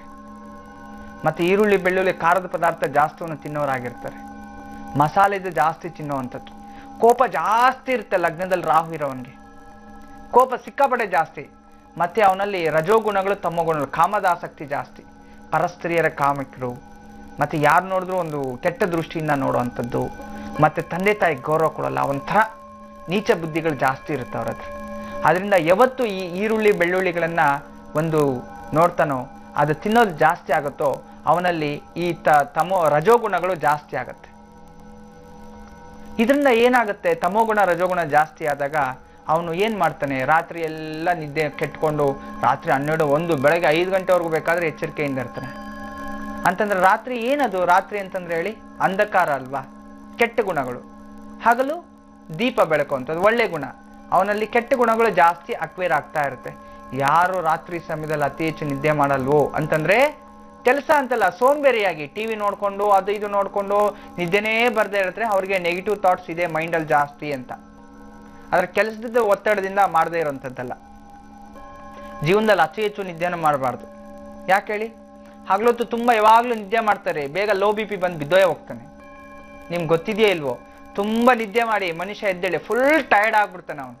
ರಾತ್ರಿ ನಿದ್ದೆ ಮಾಡಿ ಬೆಳಗ್ಗೆ ಎದ್ರೆ ಅವನಲ್ಲಿ ಶಕ್ತಿ ಇರುತ್ತೆ, ಆದ್ರೆ ಹಗಲು ನಿದ್ದೆ ಮಾಡಿ ಎದ್ದಿದ ತಕ್ಷಣ ಫುಲ್ ಸುಸ್ತಾಗುತ್ತೆ. ಯಾಕೆ, ಅವ್ನು ನಿದ್ದೆ ಮಾಡಬಾರ್ದು. ಅವನ ದೇಹದಲ್ಲಿರ್ತಕ್ಕಂಥ ಒಂದು ದೈವಿಕ ಶಕ್ತಿ ಆಚೆ ಹೊರಟೋಯ್ತು ಅಂತ ಅರ್ಥ. ಅದಕ್ಕೆ ಕುಗ್ಗೋಗೋದು ದೇಹ. ಅದಕ್ಕೆ ತಿಳ್ಕೊಳ್ಳಿ, ಎಲ್ಲ ಹೆಣ್ಮಕ್ಳು ಚೆನ್ನಾಗಿ ಬೆಳಗ್ಗೆ ಎದ್ದು ಎಲ್ಲರಿಗೂ ತಿಂಡಿ ತೀರ್ಥ ಮಾಡಿ ದೇವ್ರ ಪೂಜೆ ಮಾಡಿ ಒಂದ್ ಸ್ವಲ್ಪ ತಿನ್ಬಿಡೋದು, ನೆಮ್ಮದಿಯಾಗಿ ಮಲಗಿಬಿಡೋದು, ಯಾವ್ದಾದ್ರು ಟ್ಯಾಬ್ಲೆಟ್ ತಗೊಂಡು. ಪ್ರಯೋಜನ ಇಲ್ಲ. ಡಾಕ್ಟರ್ ಹೇಳ್ತಾರೆ ವಿಶ್ರಾಂತಿ ತಗೋ, ವಿಶ್ರಾಂತಿ ತಗೋ ಅಂತಂದ್ರೆ ಕೂತ್ಕೊಂಡು ಒಂದು ಪುಸ್ತಕ ಓದಿ, ಮಲಗೋದಲ್ಲ ವಿಶ್ರಾಂತಿ ಅಂತಂದ್ರೆ, ಸರಿನಾ? ಏಕಾಗ್ರತೆಯಿಂದ ಇರ್ತಕ್ಕಂಥ ವಿಶ್ರಾಂತಿ. ಒಂದು ಜಪ ಮಾಡಿ, ಮೆಡಿಟೇಷನ್ ಮಾಡಿ, ಆತ್ಮಸ್ಥೈರ್ಯ ಜಾಸ್ತಿ ಆಗತ್ತೆ. ಅದು ಬಿಟ್ಟು ಇಂಥದ್ದೆಲ್ಲ ಮಾಡ್ಕೊಂಡಿದ್ರೆ ಖಂಡಿತವಾಗ್ಲೂ ಅದು ಒಳ್ಳೇದಾಗೋದಿಲ್ಲ. ಇದೇ ಸತ್ಯ. ನೀವು ನನ್ನ ಮೇಲೆ ಕೋಪ ಪಡ್ಬೋದು, ಏನು ಗುರುಗಳೆಲ್ಲ ಹಿಂಗೆಲ್ಲ ಹೇಳ್ತಿದ್ದಾರೆ ಅಂತ. ಯಾಕಂದ್ರೆ ನಾವು ಸತ್ಯವನ್ನೇ ಹೇಳಬೇಕು. ನಮ್ಗೆ ಗೊತ್ತಿರೋ ವಿಚಾರ ನಾವು ಹೇಳ್ದೆ ಹೋದ್ರೆ ಮತ್ತೆ ನಮಗೆ ಪಾಪ ಆಗತ್ತೆ. ಅದು ನಮ್ಮ ಗುರುಗಳು ಕೊಟ್ಟಿರೋ ವರ. ನಿನ್ಗೆ ಗೊತ್ತಿರೋ ವಿಚಾರವನ್ನ ನೀನು ಬಚ್ಚಿಟ್ಟಿದ್ಯಾ ಅಂತಂದ್ರೆ ಅದು ನಿನ್ ಕರ್ಮ ಆಗತ್ತೆ. ಯಾವತ್ತು ನಿಂಗೆ ತಿಳಿದಿರೋ ಶಾಸ್ತ್ರ, ನಿಂಗೆ ತಿಳಿದಿರೋ ಗೊತ್ತಿರೋ ವಿಚಾರವನ್ನ ನೀನು ಹೇಳ್ಬಿಡ್ಬೇಕು. ಅದನ್ನ ಬೇರೆಯವ್ರಿಗೆ ಒಳ್ಳೇದಾಗತ್ತೆ ಅದರಿಂದ ಅನ್ನೋದಾದ್ರೆ ನೀನು ಹೇಳ್ಬೇಡ. ಆದ್ರೆ ಬೇರೆಯವ್ರಿಗೆ ನೀನು ಹೇಳ್ದೇ ಇದ್ದಾಗ, ಅದನ್ನ ಮುಚ್ಚಿಟ್ಟಾಗ ಅದು ನಿನ್ಗೆ ತೊಂದರೆ ಆಗತ್ತೆ, ಕರ್ಮ ಬರುತ್ತೆ ಅವ್ರ ಪಾಪದ್ದು ಅಂತ. ಅದಕ್ಕೆ ಹೇಳ್ತಿದ್ದೀನಿ, ನೀವು ಈ ಜನ್ಮ ಲಗ್ನದಲ್ಲಿ ಅಂತ ಲಗ್ನದಲ್ಲಿ, ಯಾವುದೇ ಲಗ್ನದಲ್ಲಿ ರಾಶಿಯಲ್ಲಿ ನೀವು ಹುಟ್ಟಿದಾಗ ರಾಹು ಇದ್ದಾಗ ಯಾವುದೇ ಕಾರಣಕ್ಕೂ ವೆಜಿಟೇರಿಯನ್ ಆಗಬೇಕು. ನಾನು ಜೀವನದಲ್ಲಿ ಅದು ಬಿಟ್ಟು ಬದುಕಕ್ಕೆ ಆಗಲ್ಲ, ನಾನು ಸತ್ತೋಗ್ತೀನಿ ಬೇಕಾದ್ರೂ ನಾನು ತಿಂದೇ ಇರೋಕ್ಕಾಗಲ್ಲ ಅನ್ನೋರು ಆದಷ್ಟು ಕಮ್ಮಿ ಆದರೂ ಮಾಡಿ. ಯಾಕೆ ಬದುಕಬೇಕಲ್ಲ ನೀವು, ಅದಿಲ್ಲ ಹೋದ್ರೆ ಸತ್ತೋಗ್ಬಿಡ್ತೀರಲ್ಲ. ಅದರಿಂದ ಕಮ್ಮಿ ಮಾಡ್ಕೊಳ್ಳಿ ಅಷ್ಟೇ. ಈರುಳ್ಳಿ ಬೆಳ್ಳುಳ್ಳಿಯನ್ನು ಆದಷ್ಟು ಕಮ್ಮಿ ಮಾಡಿ, ಸಾತ್ವಿಕ ಆಹಾರವನ್ನು ಆದಷ್ಟು ಅತಿ ಹೆಚ್ಚು ಮಾಡ್ಕೊಳ್ಳಿ. ಖಂಡಿತವಾಗ್ಲೂ ಇದರಿಂದಾನೇ ನಿಮಗೆ ಅದು ಎಂಥ ಸರ್ಪದೋಷ ಇದ್ರೂ ನಿವಾರಣೆ ಆಗುತ್ತೆ. ಮತ್ತೆ ಇನ್ನ ಲಗ್ನದಿಂದ 2ನೇ ಮನೆಯಲ್ಲಿ ರಾಹು ಇರತಕ್ಕಂಥವ್ರು, ಲಗ್ನದಿಂದ 2ನೇ ಮನೆಯಲ್ಲಿ ರಾಹು ಇರತಕ್ಕಂಥವರು, ಅವ್ರಿಗೆ ಕಪ್ಪು ಬಟ್ಟೆ ಮತ್ತು ನೀಲಿ ಬಣ್ಣದ ಬಟ್ಟೆಗಳನ್ನ ಯಾವುದೇ ಕಾರಣಕ್ಕೂ ಹಾಕಬಾರ್ದು. ಕಪ್ಪು ಬಟ್ಟೆ ಮತ್ತು ನೀಲಿ ಬಣ್ಣದ ಬಟ್ಟೆಗಳನ್ನ ಯಾವುದೇ ಕಾರಣಕ್ಕೂ ಹಾಕಬಾರ್ದು. ಈ ರೀತಿ ಹಾಕಿದ್ರ ಅಂತಂದ್ರೆ ಖಂಡಿತವಾಗ್ಲೂ ಸರ್ಪದೋಷ ಜಾಸ್ತಿ ಆಗತ್ತೆ, ಸರ್ಪದೃಷ್ಟಿ ನಿಮ್ಮ ಮೇಲೆ ಬೀಳುತ್ತೆ. ಅದರಿಂದ ಅತಿ ಹೆಚ್ಚು ಕಪ್ಪುಗಳನ್ನ ಯಾರು ಆಕರ್ಷಿಸ್ತಾರೆ, ಏನಕ್ಕೆ ಆಕರ್ಷಿಸ್ತಾರೆ? ಇನ್ನೂ ಸಾಕಷ್ಟು ಮಾಹಿತಿ ಇದೆ, ಇನ್ನೂ ಸಾಕಷ್ಟು ಇದೆ, ನಾನು ತಿಳಿಸ್ಕೊಡ್ತೀನಿ. ಗುರುಜಿ ಅವರು ತಿಳಿಸಿ ಹೇಳ್ತಾ ಇದ್ರು ಯಾವ ರೀತಿಯಾದಂತಹ ಕಾಳಸರ್ಪ ದೋಷಕ್ಕೆ ಯಾವ ರೀತಿಯಾದಂತಹ ಪರಿಹಾರವನ್ನ ಮಾಡ್ಕೋಬೇಕು ಅನ್ನೋದನ್ನ. ಬನ್ನಿ ಇನ್ನಷ್ಟು ಮಾಹಿತಿಯನ್ನ ಕೇಳಿ ತಿಳಿಯೋಣ. ಗುರುಜಿ, ನಾನು ಹೇಳ್ತಿದ್ದೆ, 2ನೇ ಮನೆಯಲ್ಲಿ ರಾಹು ಇದ್ದಾಗ ಕಪ್ಪು ಮತ್ತು ನೀಲಿ ಬಣ್ಣದ ಬಟ್ಟೆಗಳನ್ನು ಧಾರಣೆ ಮಾಡಬಾರ್ದು. ಯಾವುದೇ ಕಾರಣಕ್ಕೂ ಅವಾಯ್ಡ್ ಮಾಡಿ. ಕೆಲವರು ನನ್ನ ಒಂದು ಅನಾಲಿಸಿಸ್ ಪ್ರಕಾರ, ನಿಮ್ಗೆ ಗೊತ್ತಿದೆಯೋ ಇಲ್ವೋ ಸ್ವಲ್ಪ ಯೋಚನೆ ಮಾಡಿ. ಯಾರಿಗೇ ಆಗಲಿ ಶನಿ ದೋಷ, ಸಾಡೆ ಸಾತಿ ಮತ್ತು ಶನಿ ನಕ್ಷತ್ರಗಳು, ಹುಟ್ಟಿದಾಗ ಶನಿಯಿಂದ ಜನ್ಮದಾರಿದ್ರೆ ಯಾರಿಗಿರುತ್ತೋ ಅತಿ ಹೆಚ್ಚು ಕಪ್ಪನ್ನೇ ಆಕರ್ಷಣೆ ಮಾಡ್ತಾರೆ. ಕಪ್ಪು ಶರ್ಟು, ಕಪ್ಪು ಪ್ಯಾಂಟು, ಕಪ್ಪು ಗಾಡಿ, ಇಂಥದ್ದೇ ಅವರು ಆಕರ್ಷಣೆ ಹಾಕೋದು ಅದಕ್ಕೆ. ಯಾಕೆ ಹೇಳಿ? ಎಲ್ಲಿ ಹಳ್ಳ ಇರುತ್ತೋ ಅಲ್ಲಿಗೆ ನೀರು ಸೇರೋದು. ಹೌದೋ ಇಲ್ವೋ? ಹಳ್ಳ ಎಲ್ಲಿರುತ್ತೋ ಅಲ್ಲಿ ನೀರು ಸೇರುತ್ತೆ. ನಿನ್ನಲ್ಲಿ ಶನಿ ಇದ್ರೆ ಮತ್ತಷ್ಟು ಬಂದು ತುಂಬಿಕೊಳ್ಳುತ್ತೆ. ಇಷ್ಟೇ ಸಣ್ಣ ಒಂದು ಉದಾಹರಣೆ ನಾನು ಕೊಟ್ಟಿದ್ದೀನಿ, ತಿಳ್ಕೊಳ್ಳಿ. ಕಪ್ಪನ್ನ ಅತಿ ಹೆಚ್ಚು ಯಾರು ಇಷ್ಟಪಡ್ತಾರೋ, ಕಪ್ಪನ್ನ ಅತಿ ಹೆಚ್ಚು ಯಾರು ಪ್ರೀತಿ ಮಾಡ್ತಾರೋ, ಕಪ್ಪನ್ನ ಯಾರು ಒಂದು ಅತಿ ಹೆಚ್ಚು ಅಟ್ರಾಕ್ಟ್ ಆಗ್ತಿರ್ತಾರೋ ಅವರಲ್ಲಿ ಜಾತಕದಲ್ಲಿ ಶನಿ ದೋಷ ಇರುತ್ತೆ, ಅಥವಾ ಸಾಡೆ ಸಾತ್ ನಡೀತಾ ಇರುತ್ತೆ, ಅಥವಾ ಶನಿಯ ಒಂದು ಪ್ರಭಾವ ಅವ್ರ ಮೇಲೆ ಇದೆ ಅಂತಾನೆ ಅರ್ಥ. ಬೇರೆ ಇನ್ನೇನು ಮಾತಾಡೋಂಗಿಲ್ಲ. ಅವನ್ ಕಪ್ಪು ಗಾಡಿಯಲ್ಲಿ ಇಳಿದು ಬಂದ ಅಂತಂದ್ರೆ ಅವ್ನ ಶನಿ ವಕ್ರಗತಿಯಲ್ಲಿ ಇದ್ದಾನೆ ಜಾತಕದಲ್ಲಿ ಅಂತ ಅರ್ಥ. ನೋಡಿದ ತಕ್ಷಣ ಹೇಳ್ಬಿಡ್ಬೋದು. ಇಷ್ಟೇ ತಿಳ್ಕೊಳ್ಳಿ. ಆದ್ರಿಂದ ಈ ಲಗ್ನದಲ್ಲಿ 2ನೇ ಮನೆಯಲ್ಲಿ ಇರೋ ರಾಹು ದೋಷ ಇರತಕ್ಕಂಥವ್ರು ಕೂಡ ಅದು ಧನಸ್ಥಾನ. ಧನಸ್ಥಾನದಲ್ಲಿ ಎಷ್ಟೋ ಕೋಟಿ ಬಂದರೂ ಹೋಗ್ತಿರುತ್ತೆ. ಇನ್ನು ಶನಿ ಇದ್ರೆ ಎಲ್ಲಿ ಗುರು ಬಂದು ಸೇರ್ತಾನೆ ನೋಡಿ. ಒಂದಕ್ಕೊಂದು ಎಷ್ಟು ಚೆನ್ನಾಗಿ ಲಿಂಕ್ ಇದೆಯೋ. ಅದಕ್ಕೆ ಕಪ್ಪು ಬಟ್ಟೆಗಳು ಯಾವುದೇ ಕಾರಣಕ್ಕೂ ಹಾಕಬಾರ್ದು. ಅದನ್ನ ಬಿಟ್ಟಿದ್ರ ಅಂತಂದ್ರೆ ನಿಮ್ಗೆ ನಿಜವಾಗ್ಲೂ ಅದೇ ಒಂದು ದೊಡ್ಡ ಪರಿಹಾರ ನೋಡಿ. ಮತ್ತೆ ಅಷ್ಟನ್ನು ಮಾಡ್ಕೊಳ್ಳಿ.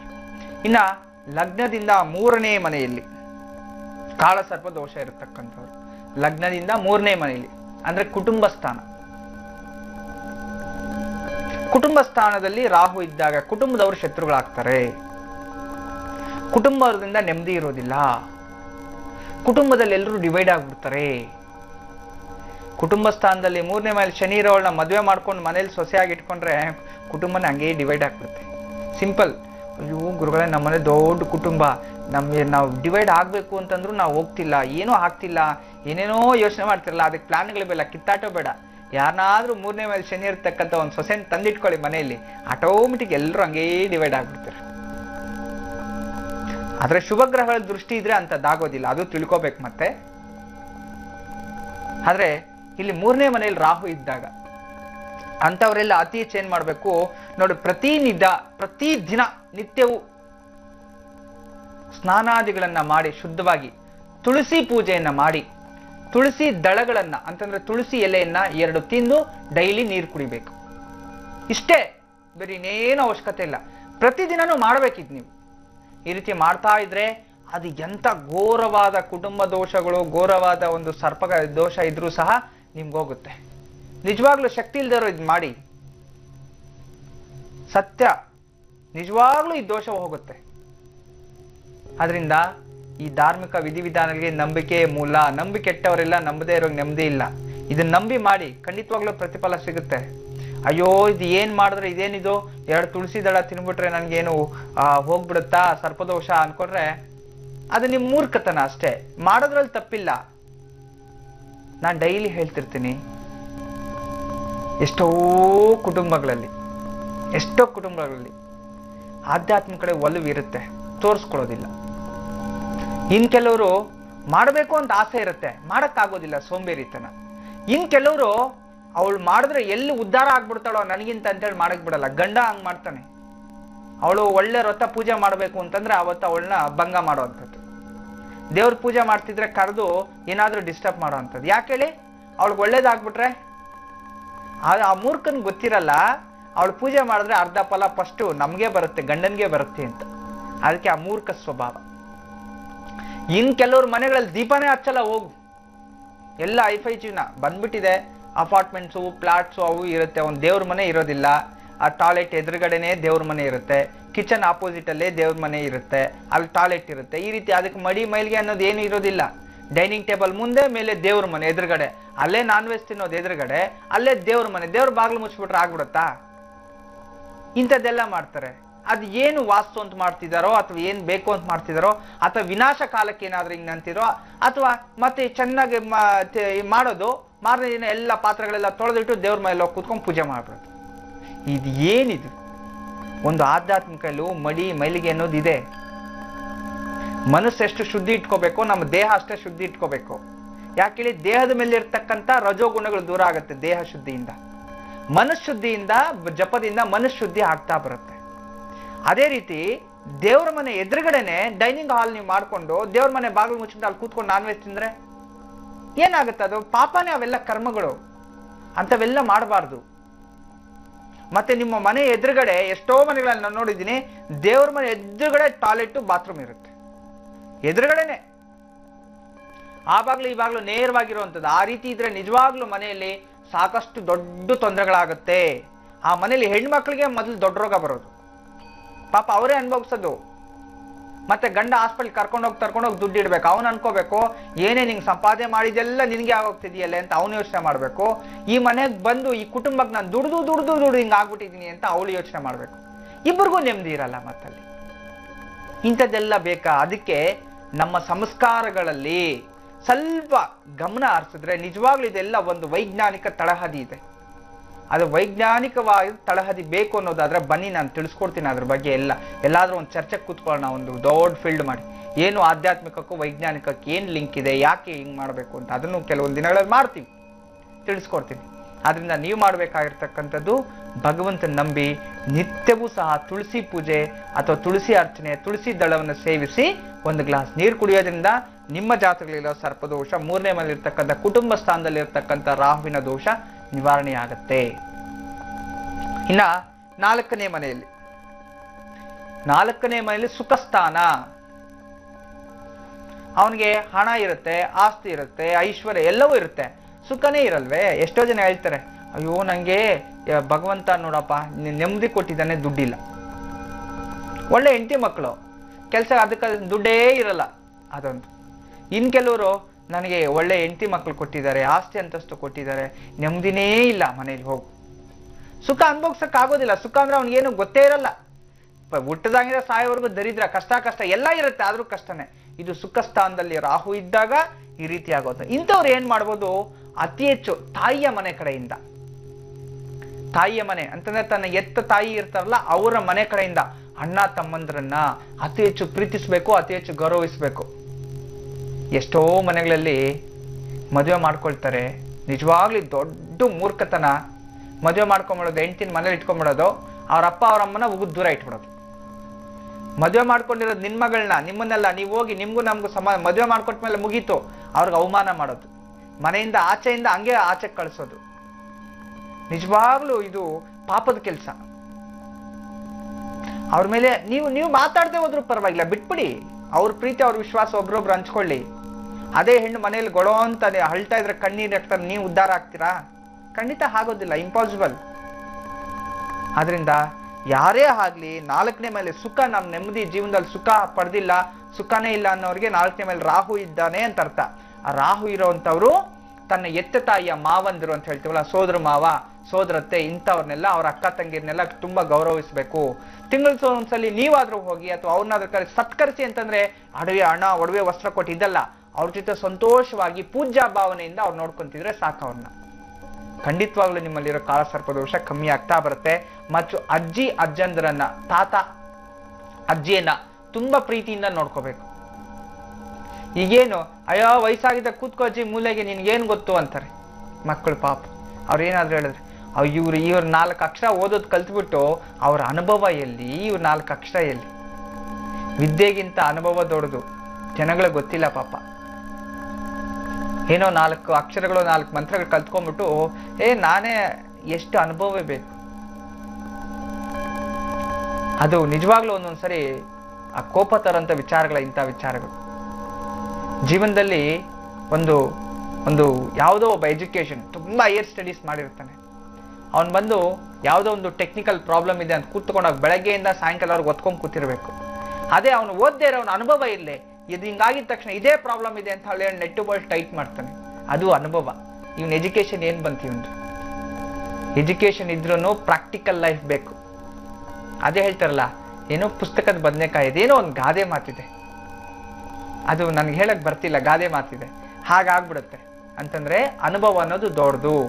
ಅದಕ್ಕೆ ನೀವೇನ್ ಮಾಡಬೇಕು, ಹಿರಿಯರಿಗೆ 4ನೇ ಮೇಲೆ ಸುಖ ಸ್ಥಾನದಲ್ಲಿ ರಾಹು ಇದ್ದಾಗ ನೀವೇನ್ ಮಾಡಬೇಕು, ಹಿರಿಯರಿಗೆ ಅತಿ ಹೆಚ್ಚು ಅಜ್ಜಿ ಅಜ್ಜಂದ್ರು ಅಂದ್ರೆ ತಾಯಿ ಮನೆ ಕಡೆ ಸೋದರ ಸೋದರಿ ಇಂಥದ್ರಿಗೆಲ್ಲ ಗೌರವ ಕೊಟ್ಟು ಪೂಜ್ಯ ಭಾವನೆಯಿಂದ ಅವಾಗ ಅವ್ರ ಸಿಹಿ ತಿಂಡಿ ಇಂಥದ್ದೇನಾದ್ರೂ ಕೊಟ್ಟು ಅವ್ರು ನಮಸ್ಕಾರ ಮಾಡ್ಕೊಂಡಿದ್ರೆ, ಅವ್ರು ನೆನ್ಸ್ಕೊಂತಾ ಇದ್ರೆ, ಅವ್ರ ಜೊತೆ ಅತಿ ಹೆಚ್ಚು ಮಾತಾಡ್ತಿದ್ರೆ, ಅವ್ರ ಜೊತೆ ಪ್ರೀತಿ ವಿಶ್ವಾಸ ಇದ್ರೆ ಖಂಡಿತವಾಗ್ಲೂ ಇದರಿಂದಾನೇ ನಿಮ್ಗೆ ಸರ್ಪದೋಷ ನಿವಾರಣೆ ಇದೆ ಆಗತ್ತೆ. ಇನ್ನು ಸಾಕಷ್ಟು ಮಾಹಿತಿ ಇದೆ, ತಿಳಿಸ್ಕೊಡ್ತೀನಿ. ಹೇಮಾ ಪಾಟೀಲ್ ಅವರು ಕರೆ ಮಾಡಿದ್ದಾರೆ, ಬನ್ನಿ ಮಾತಾಡ್ಸೋಣ. Hello hello madam. ನಮಸ್ತೆ ಹೇಮಾ ಅವರೇ. ಹಾ ನಮಸ್ತೆ. ನಮ್ ಹೇಳಿ, ಯಾರ ಬಗ್ಗೆ ಕೇಳ್ಬೇಕಿತ್ತು? ನನ್ ಬಗ್ಗೆ ಕೇಳ್ಬೇಕಿತ್ತು ಮೇಡಮ್. ಸರಿ, ಡೇಟ್ ಆಫ್ ಬರ್ತ್ ತಿಳಿಸ್ತೀರಾ? ನಂದು ಡೇಟ್ ಆಫ್ ಬರ್ತ್ ಗೊತ್ತಿಲ್ಲ ಮೇಡಮ್, ಆದ್ರೆ ಮದ್ವೆ ಡೇಟ್ ಮಾತ್ರ ಇದೆ. ಸರಿ, ಮದುವೆ ಆದಂತ ದಿನಾಂಕ, ಮುಹೂರ್ತದ ಸಮಯ ಎರಡನ್ನೂ ತಿಳಿಸಿ. ಹೌದು ಮೇಡಮ್.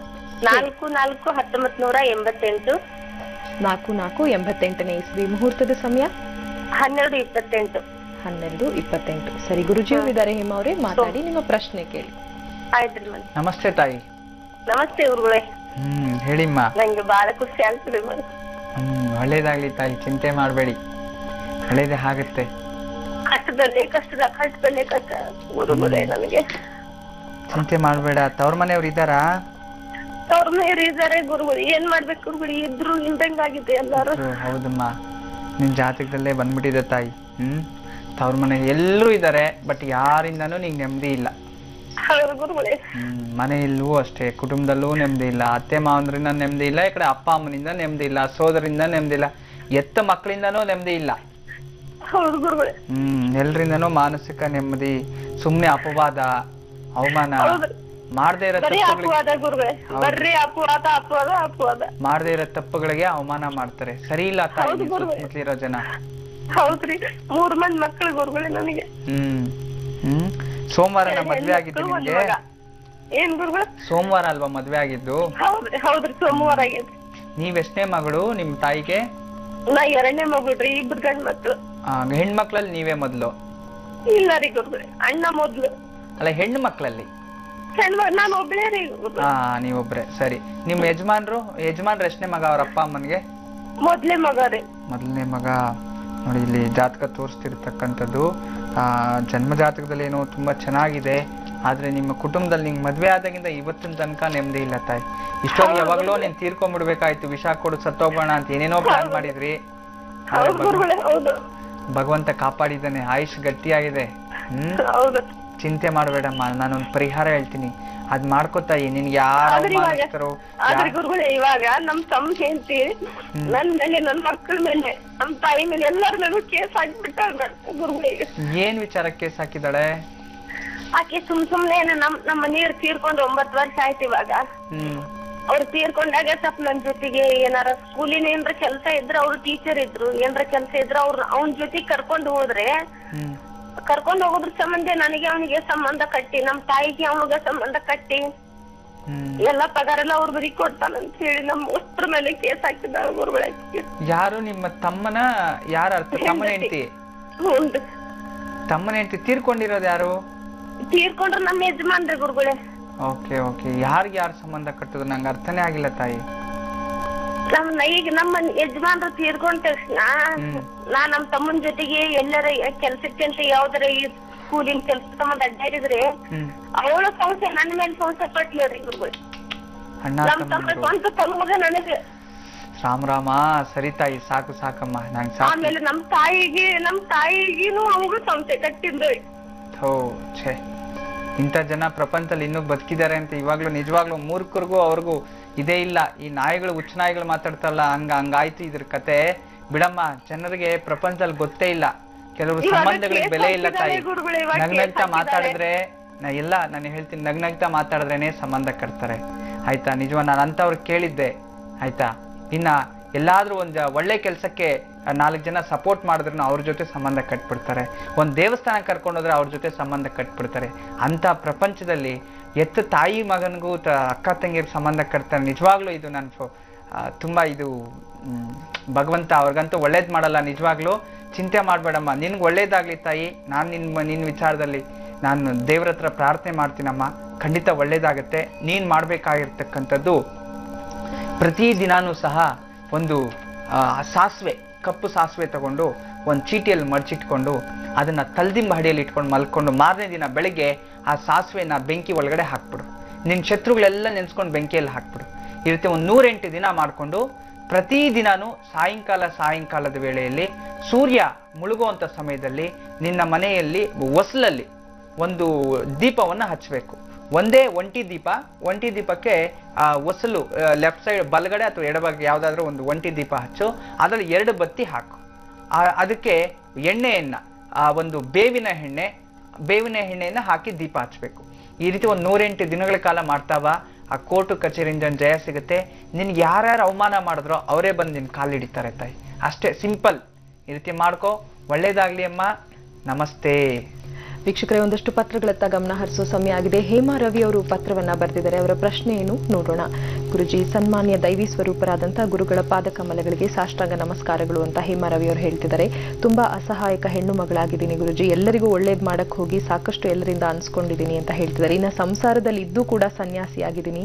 ಸಮಾಜದಲ್ಲಿ ಒಳ್ಳೆಯ ಹೆಸರು ಉಳಿಸ್ಕೊಂಡಿದ್ದೀನಿ. ಅದೊಂದೇ ನನ್ನ ಈವರೆಗೂ ಬದುಕಿದ್ದಂತ ಒಂದು ದೊಡ್ಡ ಸಾಧನೆ ಅಂತ ಹೇಳ್ತಿದ್ದಾರೆ. ಇದರೊಂದಿಗೆ ಅಣ್ಣನೊಬ್ಬನ ಕೊಲೆಯ ಹೋರಾಟ ಈಗ ನನ್ನ ಹೆಗಲ್ ಮೇಲೇರಿದೆ. ನ್ಯಾಯ ಸಿಗಲೇಬೇಕೆಂಬ ಹಠ. ನನ್ನ ಒಡ ಹುಟ್ಟಿದವನ ಆತ್ಮಕ್ಕೆ ಶಾಂತಿ ಸಿಗಲು ದಯಮಾಡಿ ಏನಾದರೂ ಒಂದು ಪರಿಹಾರವನ್ನ ಸೂಚಿಸಿ ಅಂತ ಕೇಳ್ತಾ ಇದ್ದಾರೆ. ಹೇಮಾ ರವಿ ಅವರ ಜನ್ಮ ದಿನಾಂಕ 28/3/69 ಇಸ್ವಿ. ಇಷ್ಟನ್ನೇ ತಿಳಿಸಿದ್ದಾರೆ ಗುರುಜಿ.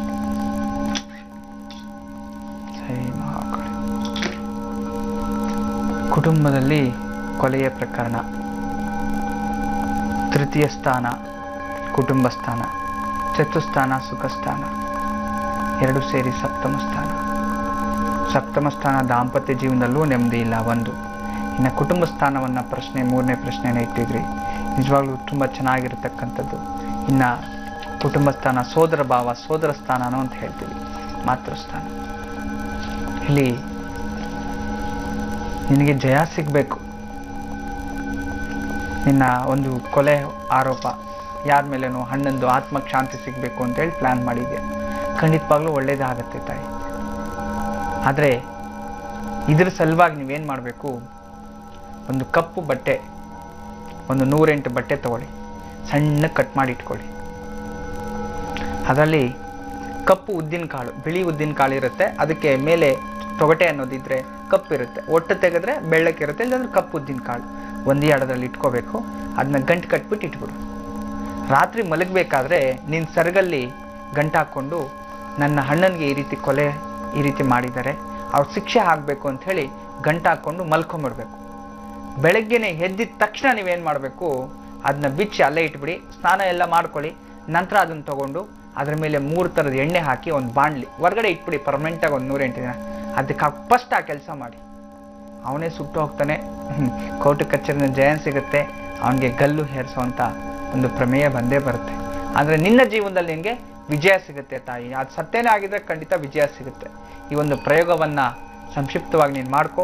ಖಂಡಿತವಾಗ್ಲೂ ನಿನ್ನ ಜೀವನದಲ್ಲಿ ಸಾಕಷ್ಟು ನೆಮ್ಮದಿಯನ್ನು ಅನುಭವಿಸ್ತೀಯ. ನಿನ್ನ ಒಳ್ಳೆಯ ಹೆಸರು ನಿನ್ನ ಸದಾ ಹಾಗೆ ಇರಲಿ.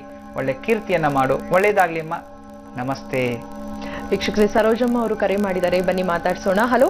ಹಲೋ, ನಮಸ್ತೆ ಸರೋಜಮ್ಮ ಅವರೇ. ನಮಸ್ಕಾರ ಮೇಡಮ್. ಹೇಳಿಮ್ಮ, ಯಾರ ಬಗ್ಗೆ ಕೇಳ್ಬೇಕಿತ್ತು? ನನ್ ಬಗ್ಗೆನೇ ಕೇಳ್ಬೇಕಿತ್ತು. ಜನ್ಮ ದಿನಾಂಕ ತಿಳಿಸಿ. ಮೇಡಮ್, ನಾನು ನೋಡ್ತಿ ದಿನ ಇಲ್ಲ. ಮದುವೆ ದಿನಾಂಕ ಡೇಟ್ ಇದೆ. ಇದೆ. ಹೇಳಿ. 7/3 ಹೇಳಿ. 1996. 96ನೇ ಇಸ್ವಿ. 7/3/96. ಮುಹೂರ್ತದ ಸಮಯ ತಿಳಿಸಿ. 10ರಿಂದ 10:40. ಸರಿ, ಗುರುಜಿ ಅವರಿದ್ದಾರೆ ಅಮ್ಮ, ಮಾತಾಡಿ. ನಿಮ್ಮ ಪ್ರಶ್ನೆ ಕೇಳಿ. ಓಕೆ. ನಮಸ್ತೆ ಅಮ್ಮ. ನಮಸ್ತೆ ಗುರುಗಳೇ. ತುಂಬಾ ದಿವಸದಿಂದ ಟ್ರೈ ಮಾಡ್ತಾ ಇದ್ದೆ. ಇವತ್ತು ಸಿಕ್ಕಿದೆ. ಹೌದು ಗುರುಜಿ. ಪ್ರಶ್ನೆ ಸುಖಸ್ಥಾನ. ಎಷ್ಟು ವರ್ಷ ಆಯ್ತು ಮದ್ವೆ ಆಗಿ ತಾಯಿ? 96 ಗುರುಜಿ. 18 ವರ್ಷ ಆಯ್ತು. 18. ಮಕ್ಕಳು ನಿಮ್ಗೆ? ಇದಾನೆ ಗುರುಜಿ, ಒಬ್ಬ ಇದಾನೆ. ಒಬ್ಬ ಏಕಪುತ್ರ ತೋರಿಸ್ತಿದೆ. ಹೌದು ಗುರುಜಿ. ಜಾತಕೇನ ತುಂಬಾ ಚೆನ್ನಾಗಿದೆ. ಆದ್ರೆ ಕುಟುಂಬದಲ್ಲಿ ನೆಮ್ಮದಿನೇ ಇಲ್ಲ. ಇಲ್ಲ ಗುರುಜಿ. ಅದೊಂದೇ ಸಮಸ್ಯೆ. ಭಗವಂತ ಎಲ್ಲ ಕೊಟ್ಟ, ನೆಮ್ಮದಿ ಕಿತ್ಕೊಂಡ. ಹೌದು ಗುರುಜಿ. ಆದ್ರೆ ನಿನ್ ಜೀವನದಲ್ಲಿ ಏನ್ ಅನ್ಕೊಂಡ್ರೆ ಆಗುತ್ತೆ ತಾಯಿ, ತುಂಬಾ ನಿಧಾನಕ್ಕಾಗುತ್ತೆ. ಲೇಟ್ ಆಗುತ್ತೆ. ಎಲ್ಲ ಒಳ್ಳೇದೇ ಆಗುತ್ತೆ. ಆದ್ರೆ ಬೇಗ ನಂಬಿ ಮೋಸ ಹೋಗ್ತೀಯ ನೀನ್. ನಿಂದ ಅದೊಂದು ಸಮಸ್ಯೆ. ಬೇಗ ನಂಬಿಡ್ತೀಯ. ಬೇರೆಯವ್ರ ಸಮಸ್ಯೆ ನಮ್ದು ಅನ್ಕೊಂಡ್ಬಿಡೋದು. ಎಲ್ಲವನ್ನ ಕೊಟ್ಟು ಕೊನೆಗೆ ತಲೆ ಮೇಲೆ ಕೈ ಇಟ್ಕೊಂಡು ಕೂತ್ಕೊಳ್ಳೋದು. ಸಾಕಷ್ಟು ಸಲ ಇದಾಗಿರುತ್ತೆ ಈ ವಿಚಾರದಲ್ಲಿ. ಮತ್ತೆ ಆರೋಗ್ಯದಲ್ಲಿ ಸ್ವಲ್ಪ ಸಮಸ್ಯೆ ಇದೆಯಮ್ಮ ನಿನ್ಗೆ. ಆರೋಗ್ಯದಲ್ಲಿ ಅಂತಂದ್ರೆ ಅತಿ ಹೆಚ್ಚು ಸ್ವಂಟ ನೋವು ಬರುವಂತದ್ದು, ಮತ್ತೆ ಈ ಯೂಟ್ರಸ್ ಪ್ರಾಬ್ಲಮ್ ಆಗ್ಬೋದು. ಸ್ವಲ್ಪ ಜಾಗೃತಿ ವಿಷಯ, ಗರ್ಭಕೋಶದ ತೊಂದರೆ ಅಂತ. ಏನ್ ನಿಮ್ ಮನೆ ದೇವ್ರು? ನಮ್ದು ಅಂಬಾಭವಾನಿ ಗುರುಜಿ. ಅಂಬಾ ಭವಾನಿ. ಖಂಡಿತವಾಗ್ಲು ಒಳ್ಳೇದೇ ಆಗತ್ತೆ. ನೀವೇನ್ ಮಾಡ್ಬೇಕು, ಪ್ರತಿ ಮಂಗಳವಾರ ದುರ್ಗಾದೇವಿ ದೇವಸ್ಥಾನದಲ್ಲಿ ಹೋಗಿ ಸಾಯಂಕಾಲ ರಾಹು ಕಾಲದಲ್ಲಿ ಈ 3:30 5 ಗಂಟೆ ತನಕ ರಾಹು ಕಾಲ ಇರುತ್ತೆ. 4:15 3 4:15 ಈ ಸಮಯ ಎಕ್ಸಾಕ್ಟ್ 4 ಗಂಟೆ ಅಷ್ಟೊತ್ತಿಗೆ ದುರ್ಗಾದೇವಿ ದೇವಸ್ಥಾನದಲ್ಲಿ ಹೋಗಿ ನಿಂಬೆಹಣ್ಣು, ನಾನು ಶುಕ್ರವಾರ ಹಚ್ತಾ ಇದೀನಿ ಗುರುಜಿ. ಇನ್ನು ಮುಂದೆ ಮಂಗಳವಾರ ಹಚ್ಚಿ. ಫಸ್ಟ್ ಒಂದು ನಿಂಬೆಹಣ್ಣು ಕಟ್ ಮಾಡ್ಬೇಕು, ಹಚ್ಬೇಕು. 2ನೇ ವಾರ 2 ನಿಂಬೆಹಣ್ಣು, 3ನೇ ವಾರ 3 ನಿಂಬೆಹಣ್ಣು, 4ನೇ ವಾರ 4 ನಿಂಬೆಹಣ್ಣು. ಆ ರೀತಿ 16 ವಾರ ಆಗೋ ತನಕ 16 ನಿಂಬೆಹಣ್ಣು ತರ ದೀಪ ಹಚ್ಬೇಕಂದ್ರೆ 32 ದೀಪಗಳ ತನಕ ಹಚ್ತೀರಿ. ಲೈಫ್ ಅಲ್ಲಿ ಅದೊಂದು ಮಾಡ್ಬಿಡಿ, ಜೀವನ ಕೊನೆ ತನಕ ಸುಖ ಶಾಂತಿ ನೆಮ್ಮದಿ ಎಲ್ಲವೂ ನಿನ್ನದಾಗತ್ತೆ ತಾಯಿ. ಚಿಂತೆನೆ ಮಾಡ್ಬೇಡಮ್ಮ. ಗುರುಜಿ ನಾವು ಮನೆ ತಗೊಂಡಿದೀವಿ. ಸರಿ, ಖಂಡಿತ ಅಮ್ಮ, ಒಳ್ಳೇದಾಗ್ಲಿ ತಾಯಿ. ನಾನು ಹೇಳಿದ್ದೀನಿ ನೀನ್ ಮಾಡು, ಆ ಮನೆಯಿಂದನೂ ಒಳ್ಳೇದಾಗತ್ತೆ. ಯಾವುದೇ ತರದ ವಾಸ್ತು ದೋಷನೂ ಇಲ್ಲ, ಅದರಿಂದ ಖಂಡಿತವಾಗ್ಲೂ ಒಳ್ಳೇದಾಗತ್ತೆ. ಆ ನಿಂಬೆಹಣ್ಣ ಆ ಇಳೆ ತಗೊಂಡೋಗಿ ದೀಪ ಹಚ್ಚು ತಾಯಿ. ಒಳ್ಳೇದಾಗ್ಲಿ. ನಮಸ್ತೆ. ಈಗ ಇನ್ನಷ್ಟು ಪತ್ರಗಳನ್ನ ನೋಡೋಣ. ಗುರುಜಿ, ಪತ್ರವನ್ನ ಉಮಾ ಅವರು ಬರೆದಿದ್ದಾರೆ. ಆರಿದ್ರ ನಕ್ಷತ್ರ, ಶನಿವಾರ ಬೆಳಗ್ಗೆ 4:30ಕ್ಕೆ ಇದ ಮದುವೆ ಆಗಿದ್ದು ಅಂತ ಹೇಳ್ತಿದ್ದಾರೆ. ಮದುವೆ ಸಮಯದಲ್ಲಿ ಕೆಲವಾರು ಬದಲಾವಣೆಗಳನ್ನ ಗುರುಗಳೊಬ್ರು ತಿಳಿಸಿದ್ದಕ್ಕೆ, ದೋಷ ಇದೆ ಅಂದಿದ್ದಕ್ಕೆ ಬದಲಾಯಿಸಿದ್ದಾರೆ ಗುರುಜಿ. 5:30ಕ್ಕೆ ಅಂತ ಮಾಡಿದ್ದಾರೆ. ಸಾಕಷ್ಟು ಕಷ್ಟಪಟ್ಟು ವಯಸ್ಸು ಮೀರಿದ ಮೇಲೆ ನನ್ನ ಮದುವೆ ಆಗಿದೆ, ಅಂದುಕೊಂಡಿದ್ದು ಯಾವುದೂ ಆಗ್ತಾ ಇಲ್ಲ. ಈಗ ಸಂತಾನ ಭಾಗ್ಯದಲ್ಲೂ ಕೂಡ ಸಮಸ್ಯೆ ಆಗ್ತಿದೆ, ಇನ್ನ ಮಕ್ಕಳಾಗಿಲ್ಲ. ದಯವಿಟ್ಟು ಏನಾದ್ರೂ ಒಂದು ಪರಿಹಾರವನ್ನ ಸೂಚಿಸ್ಕೊಡಿ ಅಂತ ಕೇಳಿದ್ದಾರೆ. ಜೈ ಮಹಾಕಾಳಿ. ಫಸ್ಟು ನೀವು ಹೇಳ್ತಿದ್ರಿ ಯಾರೋ ಗುರುಗಳು ಅಂತ, ನಿಜವಾಗ್ಲೂ ಅವನಿಗೆ ಕೇಸ್ ಹಾಕ್ಬಿಡ್ಬೇಕು ಅವನ ಮೇಲೆ. ನಿನ್ನ ಒರಿಜಿನಲ್ ಜನ್ಮ ಜಾತಕವನ್ನು ಬಿಟ್ಟು ಸಮಯ ಬದಲಾಯಿಸಿ ಮದುವೆ ಮಾಡಿದ್ರೆ ಏನಮ್ಮ ಸುಖ ಅನುಭವಿಸ್ತಿದ್ದೀರಾ ನೀವು? ಮದುವೆ ಆಗ್ಬೇಕು, 1000 ಸುಳ್ಳು ಹೇಳಿ ಮದುವೆ ಮಾಡು ಅಂತ ಹೇಳ್ತಾರೆ. ಹಾಗೆ ಜಾತಕನೇ ಬದಲಿಸ್ಬಿಟ್ರೆ, ಜನ್ಮ ಜಾತಕ ಲಗ್ನವನ್ನು ಬದಲಿಸಿದಾಗ ಯಾವ್ಯಾವ ಗ್ರಹಗಳು ಎಲ್ಲೆಲ್ಲಿ ಕೂತಿದೆ, ಪಂಚಮಾಧಿಪತಿ ನೋಡಿ, ಪಂಚಮ ಸ್ಥಾನ, ಪುತ್ರ ಸ್ಥಾನ, ಸಂತಾನ ಸ್ಥಾನ. ನಿನ್ನ ಜಾತಕದಲ್ಲಿ ಪಾಪ ಗ್ರಹಗಳಿದ್ದಾಗ, ಪುರುಷನ ಜಾತಕದಲ್ಲಿ ಏನಾದ್ರೂ ಶುಭ ಗ್ರಹಗಳಿದ್ದಾಗ ಮಕ್ಕಳಾಗತ್ತೆ ಅಂತ. ಇಲ್ಲಿ ಹುಟ್ಟಿರೋ ಬೇರೆ ಶಿವನ ನಕ್ಷತ್ರದಲ್ಲಿ ರಾಹು ದಶೆಯಲ್ಲಿ ನೀನು ಹುಟ್ಟಿದ್ಯಾ. ನಿನ್ನ ಜನ್ಮ ಜಾತಕದಲ್ಲಿ ಪಂಚಮ ಸ್ಥಾನದಲ್ಲಿ ಶನಿ ಕೂತಿದ್ದಾನೆ, ಮತ್ತೆ ರಾಹು ಕೂತಿದ್ದಾನೆ. ಈ ರೀತಿ ಜಾತಕ ಇಟ್ಕೊಂಡು ನೀವು ಈ ರೀತಿ ಜನ್ಮ ಜಾತಕವನ್ನೇ ಬದಲಿಸ್ಕೊಂಡು ಮದುವೆ ಮಾಡ್ಕೊಂಡ್ರೆ ಏನ್ ಸುಖ ಅನುಭವಿಸ್ತೀರಿ? ಇಷ್ಟು ವರ್ಷ ಆಯ್ತು ಮದ್ವೆ ಆಗಿ, ಮಕ್ಕಳಿಲ್ಲ, ಇದೆಲ್ಲ ಬೇಕಿತ್ತಾ? ಮದ್ವೆ ಲೇಟಾಗಿ ಆಗುತ್ತೆ ಅಂತೇಳಿ ಜಾತಕ ಬದಲಿಸಿದ ತಕ್ಷಣ ಬೇಗ ಆಗ್ಬಿಡುತ್ತಾ?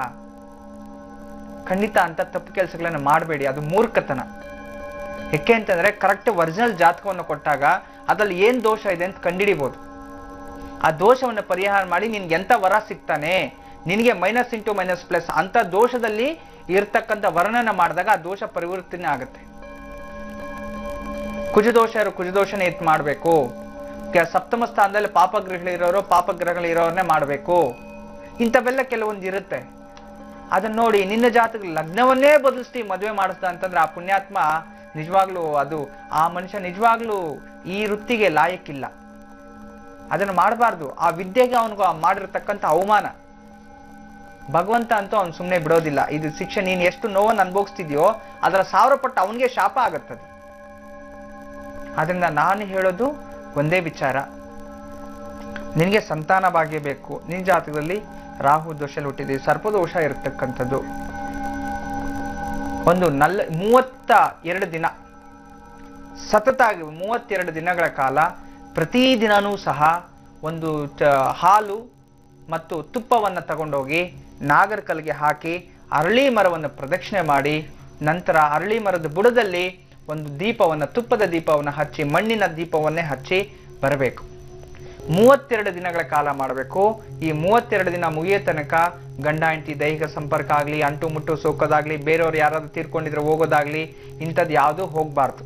ಮಧ್ಯದಲ್ಲಿ ನೀವು ಋತುಸ್ರಾವ ಸಮಯದಲ್ಲಿ 5 ದಿನ ಇದನ್ನು ಮಾಡಬಾರ್ದು. ಈ ರೀತಿ ಕರೆಕ್ಟಾಗಿ ಶ್ರದ್ಧಾ ಭಕ್ತಿಯಿಂದ ಇದ್ರೆ ಖಂಡಿತವಾಗ ಅದು ಮುಗಿದ 3 ತಿಂಗಳಲ್ಲಿ ನೀನು ಗರ್ಭವತಿ ಆಗ್ತೀಯ, ನಿನ್ ಗರ್ಭ ನಿಲ್ಲುತ್ತೆ. ಇದನ್ನ ಮಾಡು. ಶೀಘ್ರಮೇವ ಪುತ್ರ ಪ್ರಾಪ್ತಿರಸ್ತೋ. ನನ್ನ ಆಶೀರ್ವಾದನೇ ಇರುತ್ತೆ ತಾಯಿ. ಒಳ್ಳೇದಾಗ್ಲಿ. ನಮಸ್ತೆ. ವೀಕ್ಷಕರೇ, ಬಳ್ಳಾರಿಯಿಂದ ಮಧುಶ್ರೀ ಅವರು ಕರೆ ಮಾಡಿದ್ದಾರೆ. ಬನ್ನಿ ಮಧುಶ್ರೀ ಅವ್ರನ್ನ ಮಾತಾಡ್ಸೋಣ. Hello hello madam, Madhushree S Joshi ಅಂತ ಬಳ್ಳಾರಿಯಿಂದ ಮಾತಾಡ್ತೀನಿ. ಯಾರ ಬಗ್ಗೆ ಕೇಳ್ಬೇಕಿತ್ತು ಮಧುಶ್ರೀ? ನಮ್ಮ ಮನೆಯವ್ರ ಬಗ್ಗೆ ಕೇಳ್ಬೇಕಿತ್ತು ಮೇಡಮ್. ಮನೆಯವರ ಹೆಸರನ್ನ ತಿಳಿಸಿ. ಶ್ರೀಕಾಂತ್ ಎಸ್ ಜೋಶಿ ಅಂತ. ಸರಿ, ಜನ್ಮ ದಿನಾಂಕ ಹೇಳಿ. ಜನ್ಮ ದಿನಾಂಕ ಹಲೋ 27 ಮೇಡಮ್ 29 ಹಾ 4 ಹಾ 68 ಮೇಡಮ್.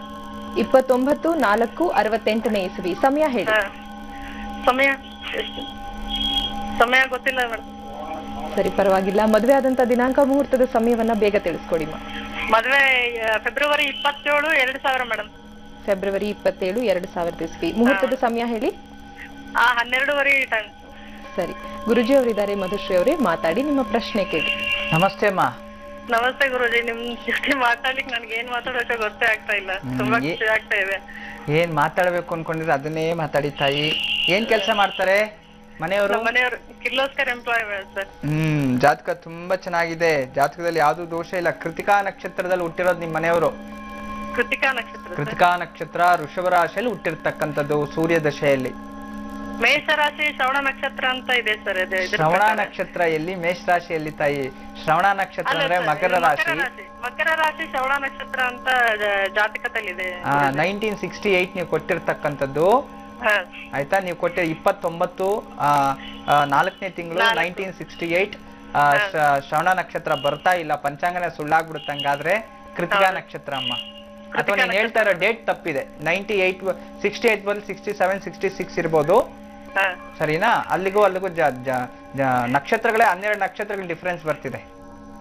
ಗುರುಜಿ, ನಾನು ಸಪ್ರೇಟ್ ಆಗಿ ನಿಮ್ಮನ್ನು ಒಂದ್ಸಲ ಭೇಟಿ ಆಗ್ಬೇಕು ಅನ್ಕೊಂಡಿದೀನಿ. ಅದಕ್ಕೆ ಏನ್ ಅವಕಾಶ ಗುರುಜಿ? ಖಂಡಿತ ಅಮ್ಮ, ನಮ್ಮ ಆಶ್ರಮಕ್ಕೆ ಬನ್ನಿ ತಾಯಿ. ಆಶ್ರಮಕ್ಕೆ ಬನ್ನಿ. ಆಶ್ರಮಕ್ಕೆ ಅಪಾಯಿಂಟ್ಮೆಂಟ್ ತಗೊಂಡ್ ಬರ್ಬೇಕಾಗತ್ತೆ. ನೀವು ಆ ಒಂದು ಇಂಟರ್ನೆಟ್ ಅಲ್ಲಿ ಚೆಕ್ ಮಾಡಿ, ದೇವಿಶ್ರೀ ಗುರುಜಿ ಆಶ್ರಮ ಅಥವಾ ಆಫೀಸ್ನ ಅಡ್ರೆಸ್ಸು ಅಥವಾ ಜಿ ವಾಹಿನಿಗೆ ಫೋನ್ ಮಾಡಿ ಕೇಳಿ, ನಂಬರ್ ಕೊಡ್ತಾರೆ. ಆ ನಂಬರ್ ತಗೊಂಡ್ಬಂದು ಫೋನ್ ಮಾಡಿ ನೀವು ಆಫೀಸ್ಗೆ ಅಪಾಯಿಂಟ್ಮೆಂಟ್ ತಗೊಂಡು ಬನ್ನಿ ತಾಯಿ. ಅದೇನಿದೆ ಮಾತಾಡ್ಬೋದು. ಈಗ ನಿಮ್ಮ ಮನೆಯವರ ಜನ್ಮ ಜಾತಕದಲ್ಲಿ ತುಂಬಾ ಚೆನ್ನಾಗಿದೆ. ಜಾತಕದಲ್ಲಿ ಯಾವುದೇ ತರ ದೋಷಗಳಿಲ್ಲ. ಕೋಪ ಜಾಸ್ತಿ ಇದೆ, ಸ್ವಲ್ಪ ಕೋಪ ಕಮ್ಮಿ ಮಾಡ್ಕೋಬೇಕು. ಉದ್ಯೋಗದಲ್ಲಿ ಪ್ರಗತಿ ಕಮ್ಮಿ ಅಂತ ತೋರಿಸ್ತಿದೆ, ಅಂದ್ರೆ ಕಷ್ಟಕ್ಕೆ ತಕ್ಕಂತೆ ಪ್ರತಿಫಲ ಇಲ್ಲ ಅಂತ. ಅದ್ಬಿಟ್ರೆ ಬೇರೆ ಇನ್ನೇನು ಸಮಸ್ಯೆ ಇಲ್ಲ. ಮತ್ತೆ ಆರೋಗ್ಯದಲ್ಲೂ ಸ್ವಲ್ಪ ಜಾಗ್ರತೆ ಇರಬೇಕು. ಇವರಿಗೆ kidney related kidney stone, gallbladder stone ಇಂಥದ್ದು ಏನಾದ್ರೂ ಆಗ್ಬೋದು. ಅತಿ ಹೆಚ್ಚು ನೀರು ಕುಡಿಯಕ್ಕೆ ಹೇಳಿ. ಮತ್ತು ಬಾಳೆ ಮರ ಎಲ್ಲಾದ್ರೂ ಹತ್ರದಲ್ಲಿದ್ರೆ ಸುತ್ತಮುತ್ತಲು ಅಥವಾ ಮನೆ ಮುಂದೆಗಡೆ ಬಾಳೆ ಮರ ಇರಬಾರ್ದು. ಹಿಂದೆಗಡೆ ಇದ್ದಾಗ ಒಂದು 28 ದಿನಗಳ ಕಾಲ ಕಂಟಿನ್ಯೂಸ್ ಆಗಿ ಬಾಳೆ ಮರದ ಬುಡದಲ್ಲಿ ತುಪ್ಪದ ದೀಪ ಹಚ್ಚಬೇಕು, ಸಾಯಂಕಾಲ ಅಥವಾ ರಾತ್ರಿ ವೇಳೆಯಲ್ಲಿ. ಈ ರೀತಿ ಮಾಡೋದ್ರಿಂದ ಇವ್ರ ಜೀವನದಲ್ಲಿ ಚೈತನ್ಯ ಶಕ್ತಿ ಬರುತ್ತೆ, ಆರೋಗ್ಯದಲ್ಲೂ ಸುಧಾರಣೆ ಆಗುತ್ತೆ, ಜೀವನ ಪರ್ಯಂತ ನೆಮ್ಮದಿಯಾಗಿ ಇರ್ತೀರ ತಾಯಿ. ಒಳ್ಳೇದಾಗ್ಲಿ ಅಮ್ಮ. ನಮಸ್ತೆ. ವೀಕ್ಷಕರೇ, ಬೆಂಗಳೂರಿನಿಂದ ಶೋಭಾವತಿ ಅವರು ಕರೆ ಮಾಡಿದ್ದಾರೆ, ಬನ್ನಿ ಮಾತಾಡ್ಸೋಣ. ಹಲೋ. ಹಲೋ, ನಮಸ್ತೆ. ನಮಸ್ತೆ ಮೇಡಮ್. ಹೇಳಿ, ಯಾರ ಬಗ್ಗೆ ಕೇಳ್ಬೇಕಿತ್ತು? ನಾವು 2 ಸತಿ ಗುರುಜಿಯವ್ರನ್ನ ಭೇಟಿ ಮಾಡಿದ್ವಿ ಮೇಡಮ್. ಈಗ ಯಾರ ಬಗ್ಗೆ ಕೇಳ್ಬೇಕಿತ್ತು? ಶೋಭಾ, ನಮ್ ಬಗ್ಗೆನೇ ಕೇಳ್ಬೇಕಾಗಿತ್ತು ಮೇಡಮ್. ಅಂದ್ರೆ ನಮ್ದು ಡೇಟ್ ಆಫ್ ಬರ್ತ್ ಇಲ್ಲ, ನಮ್ಮ ಯಜಮಾನ್ರದಿದೆ. ಮದ್ವೆ ಆದಂತ ದಿನಾಂಕ, ಮುಹೂರ್ತದ ಸಮಯ ತಿಳಿಸಿ. ನಿಮ್ ಬಗ್ಗೆ ಕೇಳ್ಬೇಕಾಗಿತ್ತು ಅಂದ್ರೆ. ಮದ್ವೆ ಆಗಿದ್ದ ದಿನಾಂಕ 7/5/1999. ಮುಹೂರ್ತದ ಸಮಯ ಹೇಳಿ. ಮುಹೂರ್ತದ ಸಮಯ 9:30 10:30 ಒಳಗಡೆ ಮೇಡಮ್. ಸರಿಯಾಗಿ ಗೊತ್ತಿಲ್ಲ ಮೇಡಮ್. ಪರವಾಗಿಲ್ಲ, ಗುರುಜಿ ಅವರಿದ್ದಾರೆ, ಮಾರ್ಗದರ್ಶನ ನೀಡ್ತಾರೆ. ಮಾತಾಡಿ, ನಿಮ್ಮ ಪ್ರಶ್ನೆ ಕೇಳಿ. ನಮಸ್ತೆ. ನಮಸ್ತೆ ಗುರುಜಿ. ನಿಮ್ಮನ್ನ 2 ಸತಿ ಬಂದಿದ್ವಿ ಗುರುಜಿ ನಿಮ್ಮ ಹತ್ರ ಗುರುಜಿ. ನಾವು ಆಶ್ರಮಕ್ಕೆ ಬಂದಿದ್ರಾ? ಇಲ್ಲ ಗುರುಜಿ, ಇದು ಆಫೀಸ್ಗೆ ಬಂದಿದ್ವಿ. ಸರಿಮ್ಮ, ಆಯ್ತು ತಾಯಿ. ಕಾಂಟ್ಯಾಕ್ಟ್ ಮಾಡಿದ್ವಿ. ಅದೇ ನಾಗದೋಷ ಇದೆ ಅಂತ ಹೇಳಿದ್ರಿ, ಪರಿಹಾರನು ಮಾಡ್ಕೊಂಡ್ರಿ. 64 ದಿವಸ ಪೂಜೆಗೆ ಹೇಳಿದ್ರಿ, ಮಾಡಿದ್ದೆ. ನನಗೆ ಒಂಥರ ಬುದ್ಧಿನೇ ಒಂಥರ ಚಂಚಲ ಇತ್ತು ಸ್ವಲ್ಪ. ನನ್ಗೆ 3/4 ಭಾಗ ನಾನು ಸರಿ ಹೋಗಿದ್ದೀನಿ ಗುರುಜಿ. ನನ್ಗೆ ಯಾವ ತರ ಅಂತ ಅದು ಪರಿಹಾರ ಮಾಡ್ಕೊಂಡ್ಮೇಲೆ ನನ್ಗೆ ಯಾವ ತರ ನಡ್ಕೊಬೇಕು ಅಂತ ನನ್ಗೆ ತುಂಬಾ ಒಳ್ಳೇದಾಗಿದೆ ಗುರುಜಿ. ಆದ್ರೂ ನನ್ ಜೀವನದಲ್ಲಿ ಮೋಸ ಹೋಗ್ತಾ ಇದ್ದೀನಿ ಗುರುಜಿ. ತುಂಬಾ ನೋವಾಗುತ್ತೆ. ಹಣಕಾಸಿನ ತೊಂದ್ರೆ ತುಂಬಾ ಇದೆ ಗುರುಜಿ. ನಂದು ಪರಿಹಾರ ಹೇಳಿ ಗುರುಜಿ. ಸರಿಮ್ಮ, ಇದನ್ ಮಾಡಿದ್ಯಾ? ಖಂಡಿತ ಒಳ್ಳೇದಾಗ್ಲಿ. ಬೇರೆ ಇನ್ನ ಸರ್ಪದೋಷ ಹೋಗಿದೆ, ಮುಕ್ತ ಆಗಿದೆ ಅಂತ. ಬುಧವಾರ ಮದುವೆ ಆಗಿರತಕ್ಕಂಥದ್ದು ಜನ್ಮ ಜಾತಕದಲ್ಲಿ. ಈಗ ಧನಸ್ಥಾನದಲ್ಲಿ, ಆರ್ಥಿಕತೆಯಲ್ಲಿ ನೀನು ಬೇರೆಯವ್ರಿಗೆ ದುಡ್ಡು ಕೊಡೋದು ಕಮ್ಮಿ ಮಾಡಿ ಫಸ್ಟ್. ಯಾರಿಗೂ ನೀನು ಎಷ್ಟೇ ಕಷ್ಟ ಬಂದ್ರು ಉಚಿತವಾಗಿ ಬೇಕಾದ್ರೆ ಕೊಟ್ಬಿಡಿ, ಆದ್ರೆ ನಿಮ್ ಕೈಯಿಂದ ಕೊಡ್ಬೇಡಿ, ಶ್ಯೂರಿಟಿ ಮಾಡೋದ್ ಕೊಡ್ಬೇಡಿ. ಯಾಕೆಂದ್ರೆ ನೀವು ಕೊಟ್ಟಿರೋದು ಯಾವ್ದು ವಾಪಸ್ ಬರಲ್ಲ. ಎಲ್ರು ನಿನ್ಗೆ ಮೋಸ ಮಾಡುವಂತವ್ರು. ಹೇಳಿ ನಂಬಿ ಮೊಸಳೆ ಕಣ್ಣೀರ್ಗೆ ಬಲಿ ಆಗ್ಬಿಡ್ತೀರ ನೀವು. ಈ ರೀತಿಯಾಗಿ ನಿಮ್ಮ ಆರ್ಥಿಕ ಸಮಸ್ಯೆಯಲ್ಲಿ ತೊಂದರೆಗಳು ಸಿಕ್ಕಾಕೊಳ್ತೀರಾ ಅಂತ ತಾಯಿ. ಚಿಂತೆ ಮಾಡಬೇಡ. ಒಂದು 32 ದಿನಗಳ ಕಾಲ, ಈ 32 ದಿನಗಳ ಕಾಲ ನೀವು ಸತತವಾಗಿ ನೀವೇನ್ ಮಾಡಬೇಕು, ಗುರುವಿನ ಚರಿತ ಅಥವಾ ಗುರುವಿನ ಅಷ್ಟೋತ್ರ, ಕನಕದಾರ ಸ್ತೋತ್ರವನ್ನು ಹೊತ್ಕೋಬೇಕು. ಬೆಳಗ್ಗೆನೆ ಎದ್ದು ಕನಕದಾರ ಸ್ತೋತ್ರವನ್ನ ಒಂದು 5 ರಿಂದ 6 ಗಂಟೆಗೆ ಸ್ನಾನ ಮಾಡಿಕೊಂಡು ಒಂದು ಕಳಶವನ್ನ ಇಟ್ಕೊಳ್ಳಿ. ಮನೆಯಲ್ಲಿ ಒಂದು ಕಳಶ ಸ್ಥಾಪನೆ ಮಾಡಿಕೊಂಡು ಅದರೊಳಗಡೆ ನೀರು ಮತ್ತೆ ಎಲ್ಲವನ್ನ ಸ್ವಲ್ಪ ಅರಿಶಿನ ಕುಂಕುಮ ಅಕ್ಷತೆ ಹಾಕಿ ಮಾವಿನ ಸೊಪ್ಪು ಅಥವಾ ಎಲೆಗಳನ್ನ ಇಟ್ಟು ಒಂದು ಕಳಶವನ್ನು ಇಡಬೇಕು. ಕಳಶವನ್ನು ಇಟ್ಟು ಅದು 32 ದಿನಗಳ ಕಾಲ ಅದನ್ನ ಇದು ಭಂಗ ಮಾಡಬಾರ್ದು, ಅಂದ್ರೆ ಕದಲಿಸಬಾರ್ದು. ಒಂದು ಹಕ್ಕಿ ಮೇಲೆ ಇಟ್ಟು ಪ್ರತಿದಿನ ಅದಕ್ಕೆ ಯಥಾಶಕ್ತಿ ಹೂವನ್ನ ಇಟ್ಟು ಪೂಜೆಯನ್ನ ಮಾಡಿಕೊಂಡು ಆ ಒಂದು ಪ್ರತಿದಿನ ಕನಕದಾರ ಸ್ತೋತ್ರವನ್ನ ಪಾರಾಯಣ ಮಾಡ್ಕೋಬೇಕು. ಈ ರೀತಿ 32 ದಿನಗಳ ಆದ ನಂತರ 33ನೇ ದಿನ ಅದನ್ನ ವಿಸರ್ಜನೆ ಮಾಡಿ ಆ ತೆಂಗಿನಕಾಯಿ ಹೊಡೆದು ಆ ಪ್ರಸಾದವನ್ನು ಮಾಡಿ ಯಾವ್ದಾದ್ರು ದೇವಿ ದೇವಸ್ಥಾನದಲ್ಲಿ, ಅಮ್ಮನವ್ರ ದೇವಸ್ಥಾನದಲ್ಲಿ ನೈವೇದ್ಯಕ್ಕೆ ಕೊಟ್ಟು ಅದನ್ನ ಸ್ವಲ್ಪ ನೀವು ಭಕ್ಷಣೆ ಮಾಡ್ತಾ ಬರಬೇಕು. ಈ ರೀತಿ ಮಾಡಿ ಮತ್ತೆ ಜೀವನದಲ್ಲಿ ನಿನ್ಗೆ ಆರ್ಥಿಕ ಸ್ಥಿತಿಯಲ್ಲಿ ಸಮಸ್ಯೆನೇ ಬರಲ್ಲ. ಒಳ್ಳೇದಾಗ್ಲಿ ತಾಯಿ. ನಮಸ್ತೆ ಗುರುಜಿನ ನಾಳಿನ ವಿಶೇಷತೆ ಬಗ್ಗೆ ಒಂದಿಷ್ಟು ಮಾಹಿತಿಯನ್ನ ತಿಳಿಸ್ಕೊಡಿ ಗುರುಜಿ. ನಾಳಿನ ವಿಶೇಷತೆ, ಈ ದಿನ ಕಾಳಸರ್ಪದ್ದು ವಿಚಾರಗಳ ಬಗ್ಗೆ ಸಂಕ್ಷಿಪ್ತ ಪರಿಹಾರಗಳನ್ನು ತಿಳಿಸ್ತಾ ಬರ್ತಿದೆ. ಖಾಲಿ 4 ಪರಿಹಾರಗಳನ್ನು ತಿಳಿಸಕ್ಕಾಗಿದ್ದು, ಇನ್ನು 8 ಪರಿಹಾರಗಳು ಇರತಕ್ಕಂಥದ್ದು. ಮತ್ತೆ ಅದರ ಜೊತೆಲಿ 27 ನಕ್ಷತ್ರಗಳು, ಯಾವ ನಕ್ಷತ್ರದವರು ಯಾವತ್ತು ಆ ಒಂದು ಕಾಳ ಸರ್ಪ ದೋಷವನ್ನು ನಿವಾರಣೆ ಮಾಡ್ಕೋಬೇಕು, ತಿಥಿ ಯಾವ ಮಾಸದಲ್ಲಿ ಮಾಡಿಸಿದ್ರೆ ಅವ್ರ ಜೀವನ ಪರ್ಯಂತ ಹೋಗ್ಬಿಡುತ್ತೆ ಅಂತ ಇದೆಲ್ಲ ನೀವು ಬರ್ದಿಟ್ಕೋಬೇಕು. ಡಾಕ್ಯುಮೆಂಟ್ ಇರ್ತಾರ, ಮತ್ತೆ ನಾವು ಹೇಳಕ್ಕೆ ಸಮಯ ಇರೋದಿಲ್ಲ. ಆದ್ರಿಂದ ಇದು ಮತ್ತೊಮ್ಮೆ ಇಂಥ ಚಾನ್ಸ್ ಸಿಗದೇನೂ ಇರ್ಬೋದು ನಿಮ್ಗೆ. ಯಾಕೆ ಅಂತಂದ್ರೆ ಯಾವುದೋ ಒಂದು ಮನೆಯಲ್ಲಿ ನಿಮ್ಮ ಮಗನಿಗೆ ಏನಾದ್ರೂ ಸರ್ಪ ಸಂಸ್ಕಾರ ಮಾಡಿಸ್ಕೋಬೇಕು ಅನ್ಕೊಳ್ಳಿ, ಅವನ ನಕ್ಷತ್ರ ಏನೋ, ಈ ನಕ್ಷತ್ರವನ್ನು ಇಂಥ ಮಾಸದಲ್ಲಿ ಇಂಥ ತಿಥಿ ದಿನ ಮಾಡ್ಬೇಕು ಅಂತ ಹೇಳಿದ್ರೆ ಜೀವನದಲ್ಲಿ ಒಮ್ಮೆ ಮಾಡಿಸಿದ್ರೆ ಸಾಕು. ಶಾಸ್ತ್ರ ಪ್ರಕಾರವಾಗಿ ನಾವು ಆ ನಕ್ಷತ್ರ ದಿನ ಮಾಡ್ಬಿಟ್ರೆ ನಾವು 1000 ಸಲ ಮಾಡಿದರಷ್ಟು ಫಲ ಒಮ್ಮೆಯಲ್ಲಿ ಸಿಕ್ಬಿಡುತ್ತೆ. ಅದನ್ನ ನಾಳೆ ನಾಳಿದ್ದು ಇನ್ನೂ ಸಂಕ್ಷಿಪ್ತವಾಗಿ ನಾನು ದಿನ ತಿಳಿಸ್ತಾ ಇರ್ತೀನಿ. ಮತ್ತೆ ಭೇಟಿಯಾಗೋಣ.